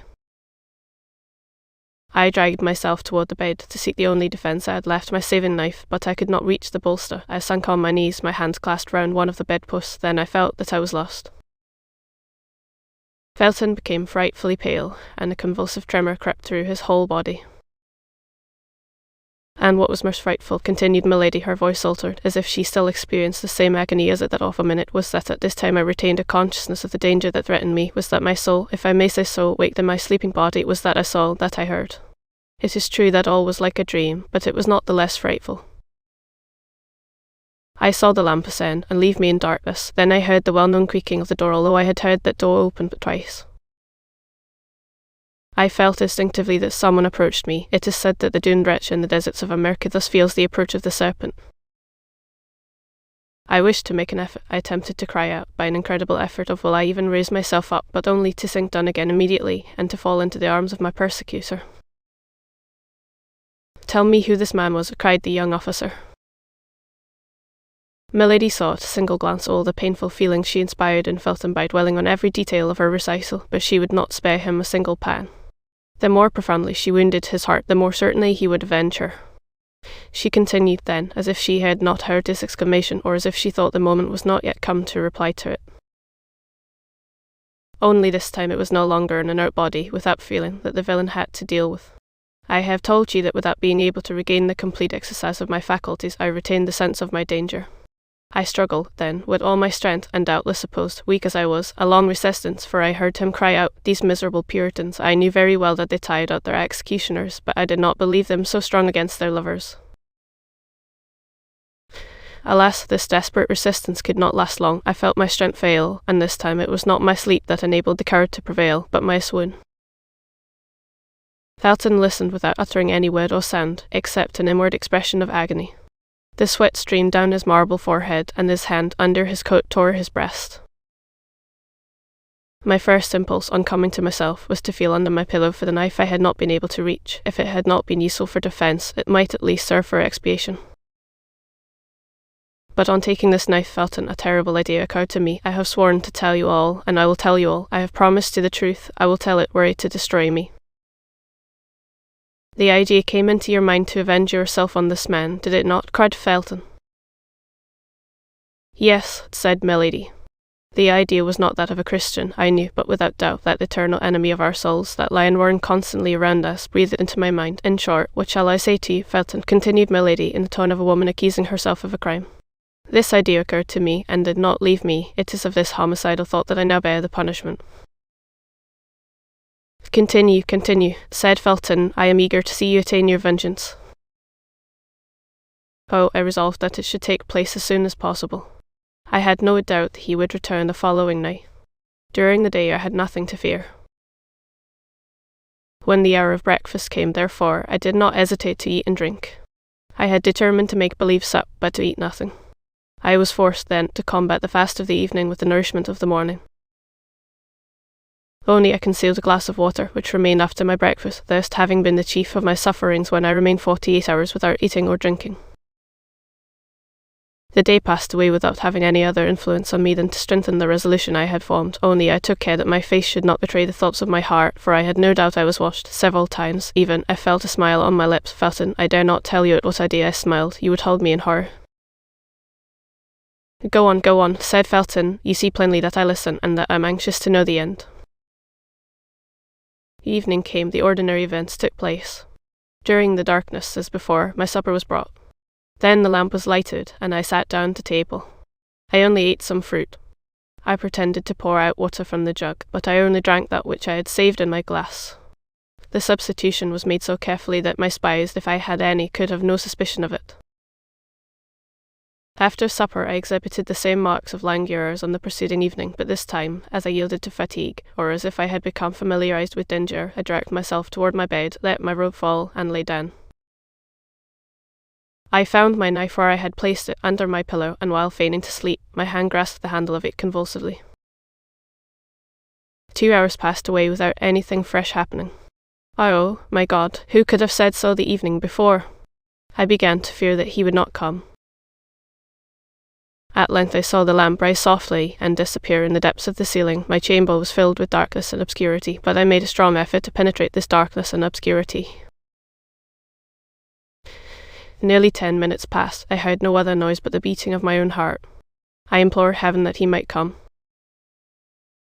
At length I heard the well-known noise of the door, which opened and shut. I heard, notwithstanding the thickness of the carpet, a step which made the floor creak. I saw, notwithstanding the darkness, a shadow which approached my bed. Haste, haste, said Felton. Do you not see that each of your words burns me like molten lead? Then, continued Milady, then I collected all my strength. I recalled to my mind that the moment of vengeance, or rather of justice, had struck. I looked upon myself as another Judith. I gathered myself up, my knife in my hand, and when I saw him near me, stretching out his arms to find his victim, then, with a last cry of agony and despair, I struck him in the middle of his breast. The miserable villain. He had foreseen all. His breast was covered with a coat of mail. The knife was bent against it. Wah, cried he, seizing my arm and wresting from me the weapon that had so badly served me. You want to take my life, do you, my pretty Puritan? But that's more than dislike, that's ingratitude. Come, calm yourself, my sweet girl. I thought you had softened. I am not one of those tyrants who detain women by force. You don't love me. With my usual fatuity I doubted it. Now I am convinced. Tomorrow you shall be free. I had but one wish, that was that he should kill me. Beware, said I, for my liberty is your dishonour. Explain yourself, my pretty Sybil. Yes, for as soon as I leave this place I will tell everything. I will proclaim the violence you have used toward me. I will describe my captivity. I will denounce this place of infamy. You are placed on high, my lord, but tremble. Above you there is the king, above the king there is God. However perfect master he was over himself, my persecutor allowed a movement of anger to escape him. I could not see the expression of his countenance, but I felt the arm tremble upon which my hand was placed. Then you shall not leave this place, said he. Very well, cried I, then the place of my punishment will be that of my tomb. I will die here, and you will see if a phantom that accuses is not more terrible than a living being that threatens. Ye shall have no weapon left in your power. There is a weapon which despair has placed within the reach of every creature who has the courage to use it. I will allow myself to die with hunger. Come, said the wretch, is not peace much better than such a war as that? I will restore you to liberty this moment. I will proclaim you a piece of immaculate virtue. I will name you the Lucretia of England. And I will say that you are the Sextus. I will denounce you before men, as I have denounced you before God, and if it be necessary that, like Lucretia, I should sign my accusation with my blood, I will sign it. Ah, said my enemy in a jeering tone. That's quite another thing. My faith, everything considered, you are very well off here. Ye shall want for nothing, and if you let yourself die of hunger, that will be your own fault. At these words he retired.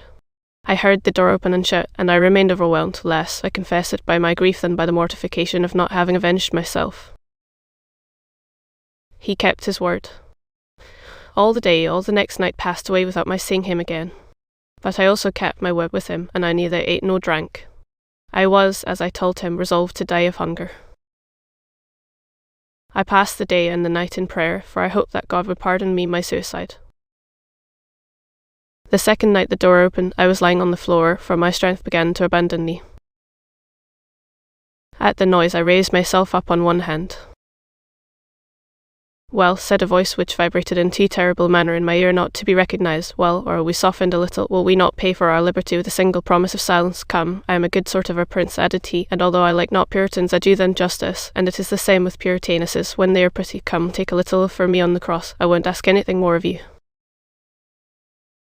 On the cross, cried I, rising, for at that poor voice I had recovered all my strength. On the cross I swear that no promise, no menace, no force, no torture shall close my mouth. On the cross I swear to denounce you everywhere as a murderer, as a thief of honour, as a base coward. On the cross I swear, if I ever leave this place, to call down vengeance upon you from the whole human race. Beware, said the voice, in a threatening accent that I had never yet heard. I have an extraordinary means which I will not employ but in the last extremity to close your mouth, or at least to prevent anyone from believing a word you may utter. I mustered all my strength to reply to him with a burst of laughter. He saw that it was a merciless war between us, or war to the death. Listen, said he. I give you the rest of tonight and all day tomorrow. Reflect, promise to be silent, and riches, consideration, even honour, shall surround you, threaten to speak, and I will condemn you to infamy. You, cried I, you, to interminable, ineffaceable infamy. You, repeated I. Oh, I declare to you, Felton, I thought him mad. Yes, why, replied he. Oh, leave me, said I, begone, if you do not desire to see me dash my head against that wall before your eyes. Very well, it is your own doing. Till tomorrow evening, then. Till tomorrow evening, then, replied I, allowing myself to fall, and biting the carpet with rage. Felton leaned for support upon a piece of furniture, and Milady saw, with the joy of a demon, that his strength would fail him perhaps before the end of her recital. Chapter 11. Means for Classical Tragedy. After a moment of silence employed by Milady in observing the young man who listened to her, Milady continued her recital. It was nearly 3 days since I had eaten or drunk anything. I suffered frightful torments. At times there passed before me clouds which pressed my brow, which veiled my eyes. This was delirium. When the evening came, I was so weak that every time I fainted I thanked God, for I thought I was about to die. In the midst of one of these swoons I heard the door open. Terror recalled me to myself. He entered the apartment followed by a man in a mask.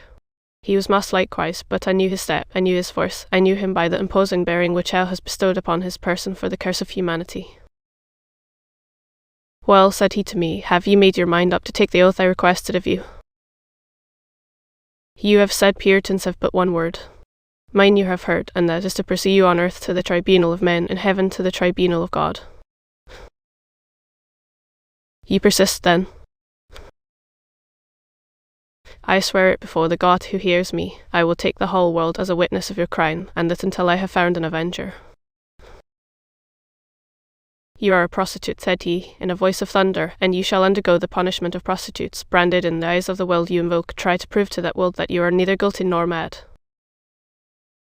Then, addressing the men who accompanied him, executioner, said he, do your duty.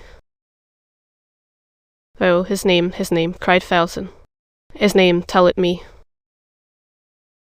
Then, in spite of my cries, in spite of my resistance, for I began to comprehend that there was a question of something worse than death, the executioner seized me, threw me on the floor, fastened me with his bonds, and suffocated by sobs almost without sense, invoking God, who did not listen to me. I uttered all at once a frightful cry of pain and shame. A burning fire, a red-hot iron, the iron of the executioner, was imprinted on my shoulder.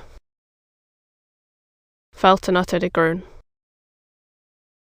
"Here," said Milady, rising with the majesty of a queen, "here, Felton, behold the new martyrdom invented for a pure young girl, a victim of the brutality of a villain. Learn to know the heart of men, and henceforth make yourself less easily the instrument of their unjust vengeance."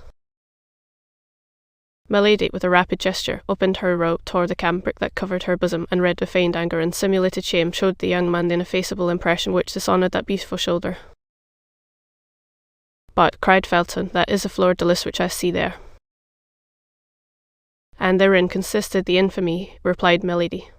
"The brand of England. It would be necessary to prove what tribunal had imposed it on me, and I could have made a public appeal to all the tribunals of the kingdom, but the brand of France, oh, by that I was branded indeed." This was too much for Felton. Pale, motionless, overwhelmed by this frightful revelation, dazzled by the superhuman beauty of this woman who unveiled herself before him with a modesty which appeared to him sublime, he ended by falling on his knees before her, as the early Christians did before those pure and holy martyrs whom the persecution of the emperors gave up in the circus to the sanguinary sensuality of the populace. The brand disappeared, the beauty alone remained. "Pardon, pardon," cried Felton. "Oh, pardon." Milady read in his eyes love. "Pardon for what?" asked she. "Pardon me for having joined with your persecutors." Milady held out her hand to him. "So beautiful, so young," cried Felton, covering that hand with his kisses. Milady let one of those looks fall upon him which make a slave of a king. Felton was a Puritan. He abandoned the hand of this woman to kiss her feet. He no longer loved her, he adored her.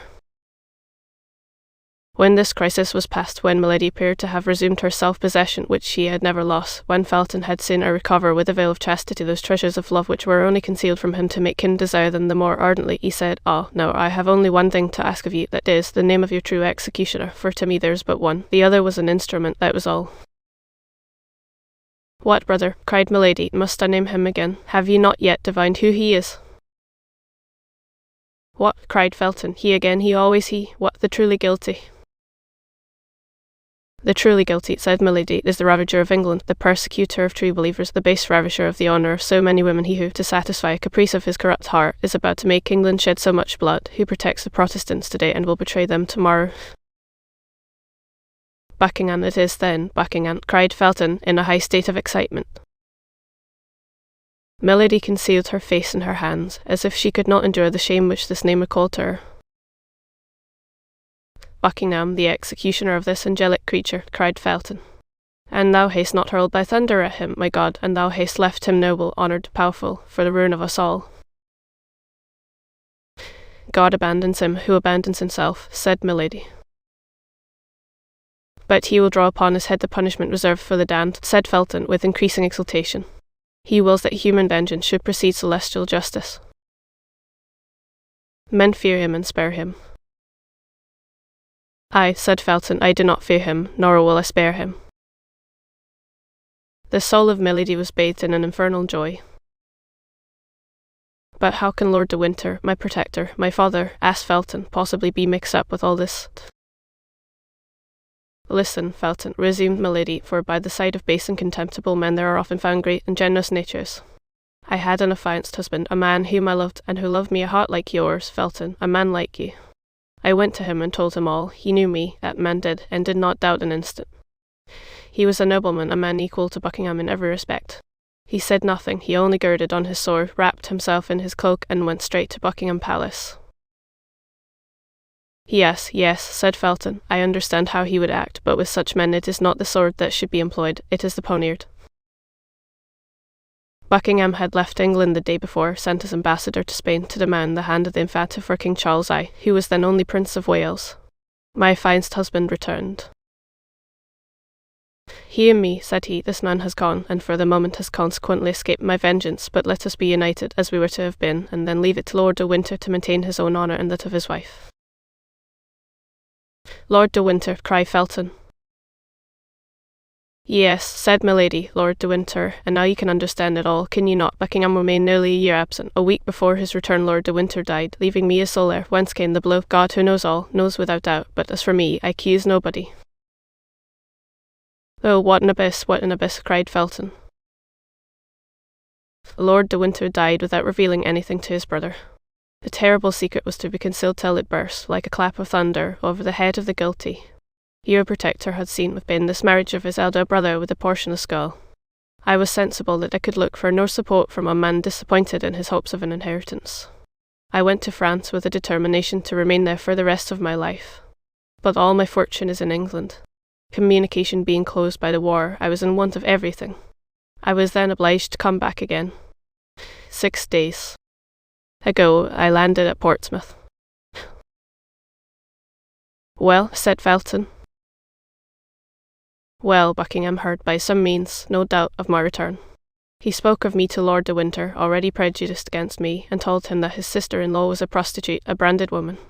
The noble and pure voice of my husband was no longer here to defend me. Lord de Winter believed all that was told him with so much the more ease that it was his interest to believe it. He caused me to be arrested, have me conducted hither, and placed me under your guard. You know the rest. The day after tomorrow he banishes me, he transports me, the day after tomorrow he exiles me among the infamous. Oh, the train is well laid, the plot is clever. My honour will not survive it. You see, then, Felton, I can do nothing but die. Felton, give me that knife. And at these words, as if all her strength was exhausted, Milady sank, weak and languishing, into the arms of the young officer, who, intoxicated with love, anger, and voluptuous sensations hitherto unknown, received her with transport, pressed her against his heart, all trembling at the breath from that charming mouth, bewildered by the contact with that palpitating bosom. No, no, said he. No, you shall live honoured and pure, you shall live to triumph over your enemies. Milady put him from her slowly with her hand, while drawing him nearer with her look, but Felton, in his turn, embraced her more closely, imploring her like a divinity. Oh, death, death, said she, lowering her voice and her eyelids. Oh, death, rather than shame, Felton, my brother, my friend, I conjure you. No, cried Felton, no, you shall live, and you shall be avenged. Felton, I bring misfortune to all who surround me. Felton, abandon me. Felton, let me die. Well, then, we will live and die together, cried he, pressing his lips to those of the prisoner. Several strokes resounded on the door. This time Milady really pushed him away from her. Hark, said she, we have been overheard. Someone is coming. All is over. We are lost. No, said Felton, it is only the sentinel warning me that they are about to change the guard. Then run to the door and open it yourself. Felton obeyed. This woman was now his whole thought, his whole soul. He found himself face to face with a sergeant commanding a watch patrol.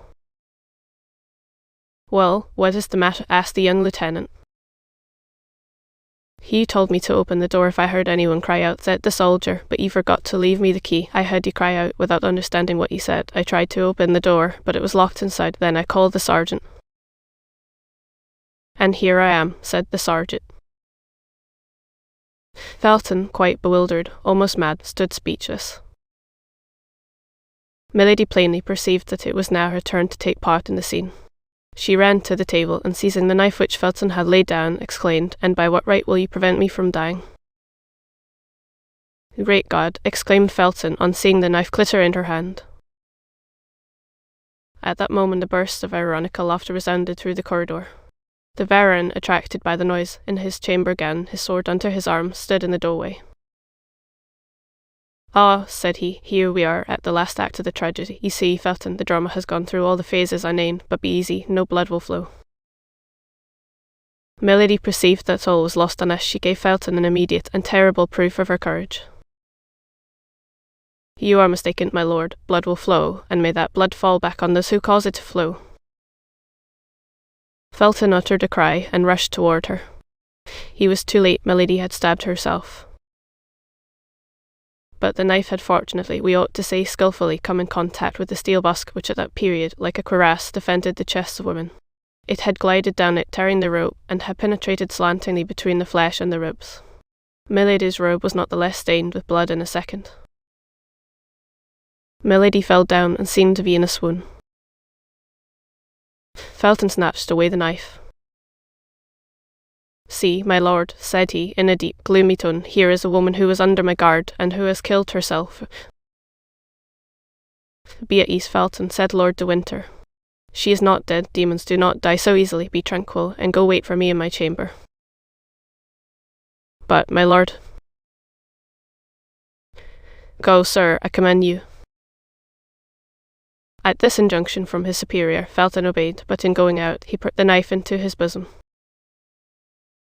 As to Lord de Winter, he contented himself with calling the woman who waited on Milady, and when she was come, he recommended the prisoner, who was still fainting, to her care, and left them alone. Meanwhile, all things considered, and notwithstanding his suspicions, as the wound might be serious, he immediately sent off a mounted man to find a physician.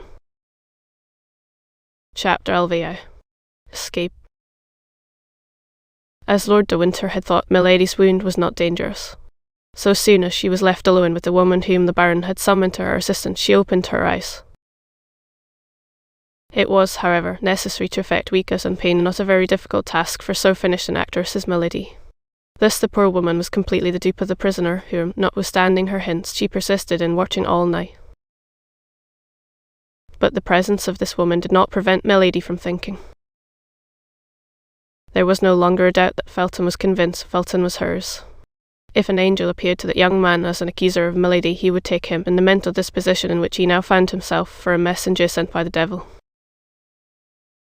Milady smiled at this thought, for Felton was now her only hope, her only means of safety. But Lord de Winter might suspect him. Felton himself might now be watched. Toward 4 o'clock in the morning the doctor arrived, but since the time Milady stabbed herself, however short, the wound had closed. The doctor could therefore measure neither the direction nor the depth of it. He only satisfied himself by Milady's pulse that the case was not serious. In the morning Milady, under the pretext that she had not slept well in the night and wanted rest, sent away the woman who attended her. She had one hope, which was that Felton would appear at the breakfast hour, but Felton did not come. Were her fears realized? Was Felton, suspected by the Baron, about to fail her at the decisive moment? She had only 1 day left. Lord de Winter had announced her embarkation for the 23rd, and it was now the morning of the 22nd. Nevertheless, she still waited patiently till the hour for dinner. Although she had eaten nothing in the morning, the dinner was brought in at its usual time. Milady then perceived, with terror, that the uniform of the soldiers who guarded her was changed. Then she ventured to ask what had become of Felton. She was told that he had left the castle an hour before on horseback. She inquired if the Baron was still at the castle. The soldier replied that he was, and that he had given orders to be informed if the prisoner wished to speak to him. Milady replied that she was too weak at present, and that her only desire was to be left alone. The soldier went out, leaving the dinner served. Felton was sent away. The marines were removed. Felton was then mistrusted. This was the last blow to the prisoner. Left alone, she arose. The bed, which she had kept from prudence and that they might believe her seriously wounded, burned her like a bed of fire. She cast a glance at the door. The Baron had had a plank nailed over the grating. He no doubt feared that by this opening she might still, by some diabolical means, corrupt her guards. Milady smiled with joy. She was free now to give way to her transports without being observed. She traversed her chamber with the excitement of a furious maniac or of a tigress shut up in an iron cage. Certes, if the knife had been left in her power, she would now have thought not of killing herself, but of killing the Baron. At 6 o'clock Lord de Winter came in. He was armed at all points. This man, in whom Milady till that time had only seen a very simple gentleman, had become an admirable jailer. He appeared to foresee all, to divine all, to anticipate all. A single look at Milady apprised him of all that was passing in her mind. "Aye," said he, "I see, but you shall not kill me today. You have no longer a weapon, and besides, I am on my guard. You had begun to pervert my poor Felton. He was yielding to your infernal influence, but I will save him. He will never see you again, all is over. Get your clothes together. Tomorrow you will go. I had fixed the embarkation for the 24th, but I have reflected that the more promptly the affair takes place, the more sure it will be. Tomorrow, by 12 o'clock, I shall have the order for your exile, signed Buckingham.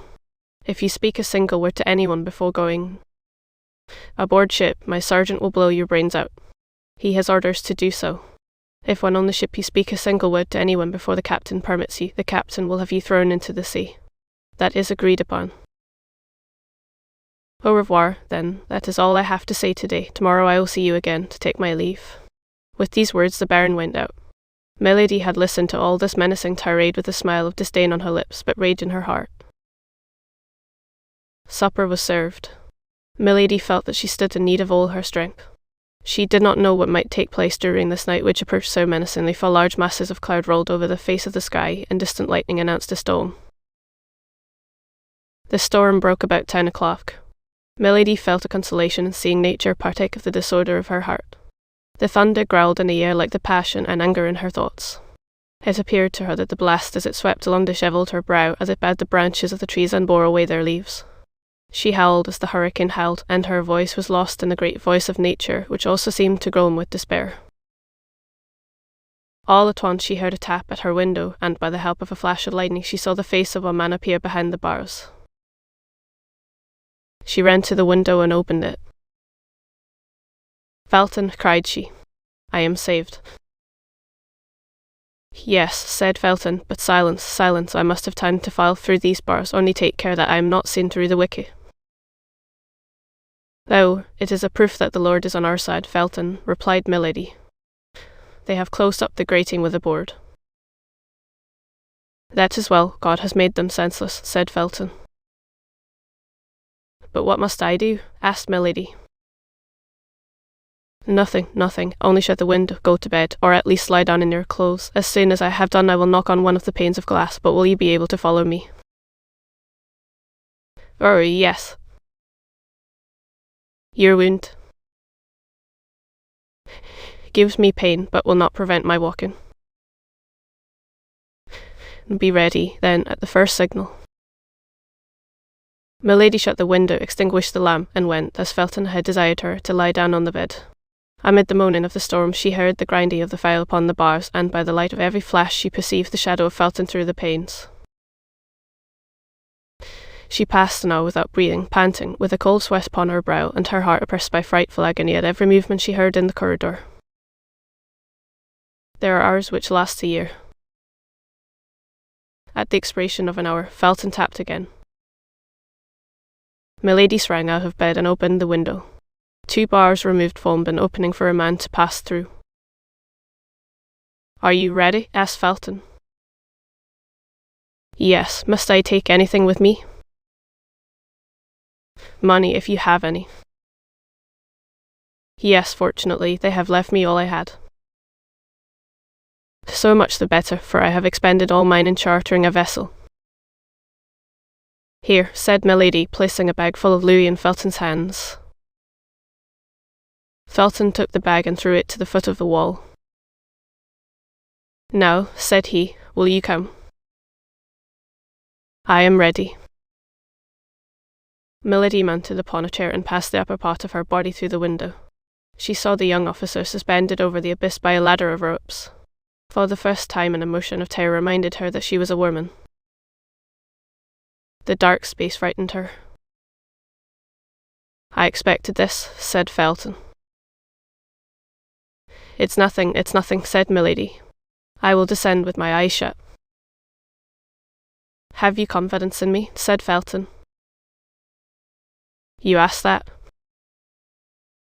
"Put your 2 hands together, cross them, that's right."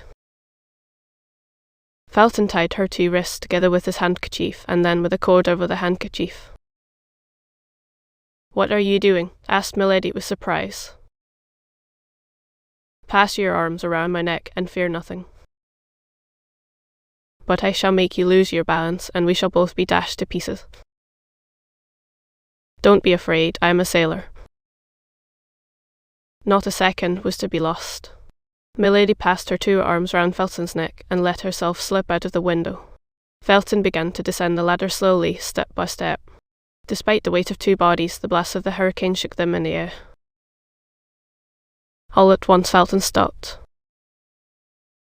"What is the matter?" asked Milady. "Silence," said Felton, "I hear footsteps." "We are discovered." There was a silence of several seconds. "No," said Felton, "it is nothing." "But what, then, is the noise?" "That of the patrol going their rounds." Where is their road? Just under us. They will discover us. And know if it does not lighten, that they will run against the bottom of the ladder. Fortunately, it is too short by 6 feet. Here they are, my God. Silence. Both remained suspended, motionless and breathless, within 20 paces of the ground, while the patrol passed beneath them laughing and talking. This was a terrible moment for the fugitives. The patrol passed. The noise of their retreating footsteps and the murmur of their voices soon died away. Now, said Felton, we are safe. Milady breathed a deep sigh and fainted. Felton continued to descend. Near the bottom of the ladder, when he found no more support for his feet, he clung with his hands. At length, arrived at the last step, he let himself hang by the strength of his wrists and touched the ground. He stooped down, picked up the bag of money, and placed it between his teeth. Then he took Milady in his arms, and set off briskly in the direction opposite to that which the patrol had taken. He soon left the pathway of the patrol, descended across the rocks, and when arrived on the edge of the sea, whistled. A similar signal replied to him, and 5 minutes after a boat appeared, rowed by 4 men.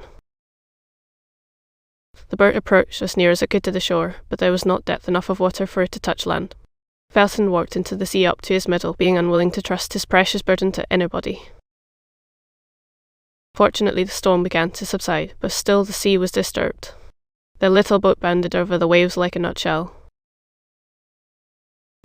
To the sloop, said Felton, and row quickly. The 4 men bent to their oars, but the sea was too high to let them get much hold of it.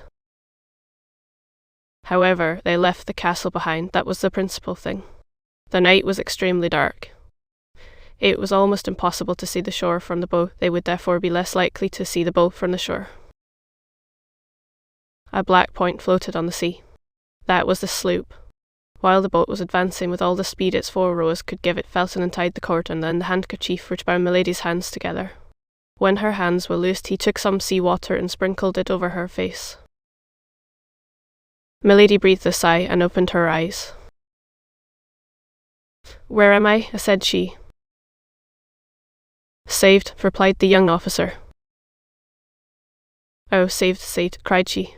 Yes, there is the sky, here is the sea, the air I breathe is the air of liberty. Ah, thanks, Felton, thanks. The young man pressed her to his heart. But what is the matter with my hands? asked Milady. It seems as if my wrists had been crushed in a vice. Milady held out her arms, her wrists were bruised. Alas, said Felton, looking at those beautiful hands and shaking his head sorrowfully. Oh, it's nothing, cried Milady. I remember now. Milady looked around her as if in search of something.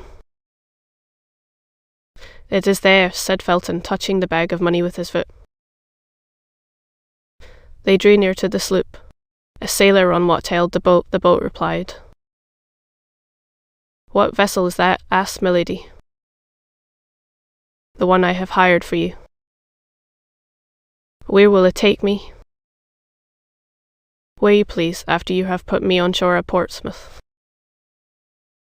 What are you going to do at Portsmouth? asked Milady. Accomplish the orders of Lord de Winter, said Felton with a gloomy smile. What orders? asked Milady. You do not understand, asked Felton. No, explain yourself, I beg. As he mistrusted me, he determined to guard you himself, and sent me in his place to get Buckingham to sign the order for your transportation. But if he mistrusted you, how could he confide such an order to you? How could I know what I was the bearer of? That's true, then you are going to Portsmouth? I have no time to lose. Tomorrow is the 23rd, and Buckingham sets sail tomorrow with his fleet. He sets sail tomorrow, wherefore? For La Rochelle. He need not sail, cried Milady, forgetting her usual presence of mind. Be satisfied, replied Felton, he will not sail. Milady started with joy. She could read to the depths of the heart of this young man. The death of Buckingham was written there at full length. "Felton," cried she, "you are as great as Judas Maccabeus. If you die, I will die with you. That is all I can say to you." "Silence," cried Felton, "we are here." In fact, they touched the sloop. Felton mounted the ladder first, and gave his hand to Milady, while the sailors supported her, for the sea was still much agitated. An instant after they were on the deck. "Captain," said Felton, "this is the person of whom I spoke to you, and whom you must convey safe and sound to France." "For 1,000 pistoles," said the captain. "I have paid you 500 of them." "That's correct," said the captain. "And here are the other 500, replied Milady, placing her hand upon the bag of gold. "No," said the captain, "I make but one bargain, and I have agreed with this young man that the other 500 shall not be due to me till we arrive at Boulogne." "And shall we arrive there?" "Safe and sound, as true as my name's Jack Butler." "Well," said Milady, "if you keep your word, instead of 500, I will give you 1,000 pistols." "Hurrah for you, then, my beautiful lady," cried the captain, "and may God often send me such passengers as your ladyship." "Meanwhile," said Felton, "convey me to the little biv. You know it was agreed you should put in there." The captain replied by ordering the necessary manoeuvres, and towards 7 o'clock in the morning the little vessel cast anchor in the bay that had been named. During this passage, Felton related everything to Milady, how, instead of going to London, he had chartered the little vessel, how he had returned, how he had scaled the wall by fastening cramps in the interstices of the stones as he ascended to give him foothold, and how, when he had reached the bars, he fastened his ladder. Milady knew the rest. On her side, Milady tried to encourage Felton in his project, but at the first words which issued from her mouth, she plainly saw that the young fanatic stood more in need of being moderated than urged. It was agreed that Milady should wait for Felton till 10 o'clock. If he did not return by 10 o'clock, she was to sail. In that case, and supposing he was at liberty, he was to rejoin her in France, at the convent of the Carmelites at Béthune. Chapter LX. What took place at Portsmouth, August 23, 1628. Felton took leave of Milady as a brother about to go for a mere walk takes leave of his sister, kissing her hand. His whole body appeared in its ordinary state of calmness, only an unusual fire beamed from his eyes, like the effects of a fever. His brow was more pale than it generally was, his teeth were clenched, and his speech had a short dry accent which indicated that something dark was at work within him. As long as he remained in the boat which conveyed him to land, he kept his face toward Milady, who, standing on the deck, followed him with her eyes. Both were free from the fear of pursuit. Nobody ever came into Milady's apartment before 9 o'clock, and it would require 3 hours to go from the castle to London. Felton jumped on shore, climbed the little ascent which led to the top of the cliff, saluted Milady a last time, and took his course toward the city. At the end of 100 paces, the ground began to decline, and he could only see the mast of the sloop. He immediately ran in the direction of Portsmouth, which he saw nearly half a league before him, standing out in the haze of the morning, with its houses and towers. Beyond Portsmouth the sea was covered with vessels whose masts, like a forest of poplars despoiled by the winter, bent with each breath of the wind. Felton, in his rapid walk, reviewed in his mind all the accusations against the favourite of James I, then Charles I, furnished by 2 years of premature meditation and a long sojourn among the Puritans. When he compared the public crimes of this minister's startling crimes, European crimes, if so we may say, with the private and unknown crimes with which Milady had charged him, Felton found that the more culpable of the 2 men which formed the character of Buckingham was the one of whom the public knew not the life. This was because his love, so strange, so new, and so ardent, made him view the infamous and imaginary accusations of Milady de Winter as through a magnifying glass. One views as frightful monsters, atoms in reality imperceptible by the sight of an ant. The rapidity of his walk heated his blood still more. The idea that he left behind him, exposed to a frightful vengeance, the woman he loved, or rather whom he adored as a saint, the emotion he had experienced, present fatigue altogether exalted his mind above human feeling. He entered Portsmouth about 8 o'clock in the morning. The whole population was on foot, drums were beating in the streets and in the port, the troops about to embark were marching toward the sea. Felton arrived at the Palace of the Admiralty covered with dust and streaming with perspiration. His countenance, usually so pale, was purple with heat and passion.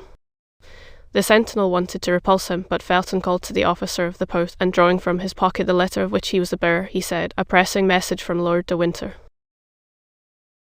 At the name of Lord de Winter, who was known to be one of his Grace's most intimate friends, the officer of the post gave orders to let Felton pass, who, besides, wore the uniform of a naval officer. Felton darted into the palace. At the moment he entered the vestibule, another man was entering, likewise dusty, out of breath, leaving at the gate a post-horse which, on reaching the palace, tumbled on his fortnies. Felton and he addressed Patrick, the Duke's confidential lackey, at the same moment. Felton named Lord de Winter, the unknown would not name anybody, and pretended that it was to the Duke alone he would make himself known. Each was anxious to gain admission before the other. Patrick, who knew Lord de Winter was in affairs of the service, and in relations of friendship with the Duke, gave the preference to the one who came in his name. The other was forced to wait, and it was easily to be seen how he cursed the delay. The valet led Felton through a large hall which waited the deputies from La Rochelle, headed by the Prince de Saubaz, and introduced him into a closet where Buckingham, just out of the bath, was finishing his toilet, upon which, as at all times, he bestowed extraordinary attention. "Lieutenant Felton from Lord de Winter," said Patrick. "From Lord de Winter," repeated Buckingham. "Let him come in." Felton entered. At that moment Buckingham was throwing upon a couch a rich toilet robe, worked with gold, in order to put on a blue velvet doublet embroidered with pearls. "Why didn't the Baron come himself?" demanded Buckingham. "I expected him this morning." "He desired me to tell your Grace," replied Felton, "that he very much regretted not having that honour, but that he was prevented by the guard he is obliged to keep at the castle." "Yes, I know that," said Buckingham. "He has a prisoner." "It is of that prisoner that I wish to speak to your Grace," replied Felton. "Well then, speak." "That which I have to say of her can only be heard by yourself, my lord." "Leave us, Patrick," said Buckingham, "but remain within sound of the bell. I shall call you presently." Patrick went out. "We are alone, sir," said Buckingham. "Speak." "My lord," said Felton, "the Baron de Winter wrote to you the other day to request you to sign an order of embarkation relative to a young woman named Charlotte Backson." "Yes, sir, and I answered him to bring or send me that order, and I would sign it." "Here it is, my lord." "Give it to me," said the Duke. And taking it from Felton, he cast a rapid glance over the paper, and perceiving that it was the one that had been mentioned to him, he placed it on the table, took a pen, and prepared to sign it. "Pardon, my lord," said Felton, stopping the Duke, "but does your Grace know that the name of Charlotte Backson is not the true name of this young woman?" "Yes, sir, I know it," replied the Duke, dipping the quill in the ink. "Then your Grace knows her real name?" asked Felton, in a sharp tone. "I know it," and the Duke put the quill to the paper. Felton grew pale. "And knowing that real name, my lord," replied Felton, "will you sign it all the same?" "Doubtless," said Buckingham, and rather twice than once. "I cannot believe," continued Felton, in a voice that became more sharp and rough, "that your Grace knows that it is to Milady de Winter this relates." "I know it perfectly, although I am astonished that you know it." "And will your Grace sign that order without remorse?" Buckingham looked at the young man haughtily. "Do you know, sir, that you are asking me very strange questions, and that I am very foolish to answer them?" "Reply to them, my lord," said Felton. "The circumstances are more serious than you perhaps believe." Buckingham reflected that the young man, coming from Lord de Winter, undoubtedly spoke in his name, and softened. "Without remorse," said he. "The Baron knows, as well as myself, that Milady de Winter is a very guilty woman, and it is treating her very favourably to commute her punishment to transportation." The Duke put his pen to the paper. "You will not sign that order, my lord," said Felton, making a step toward the Duke. "I will not sign this order, and why not?" "Because you will look into yourself, and you will do justice to the lady." End of part 21, approximately 10,000 words. End of chapter narration.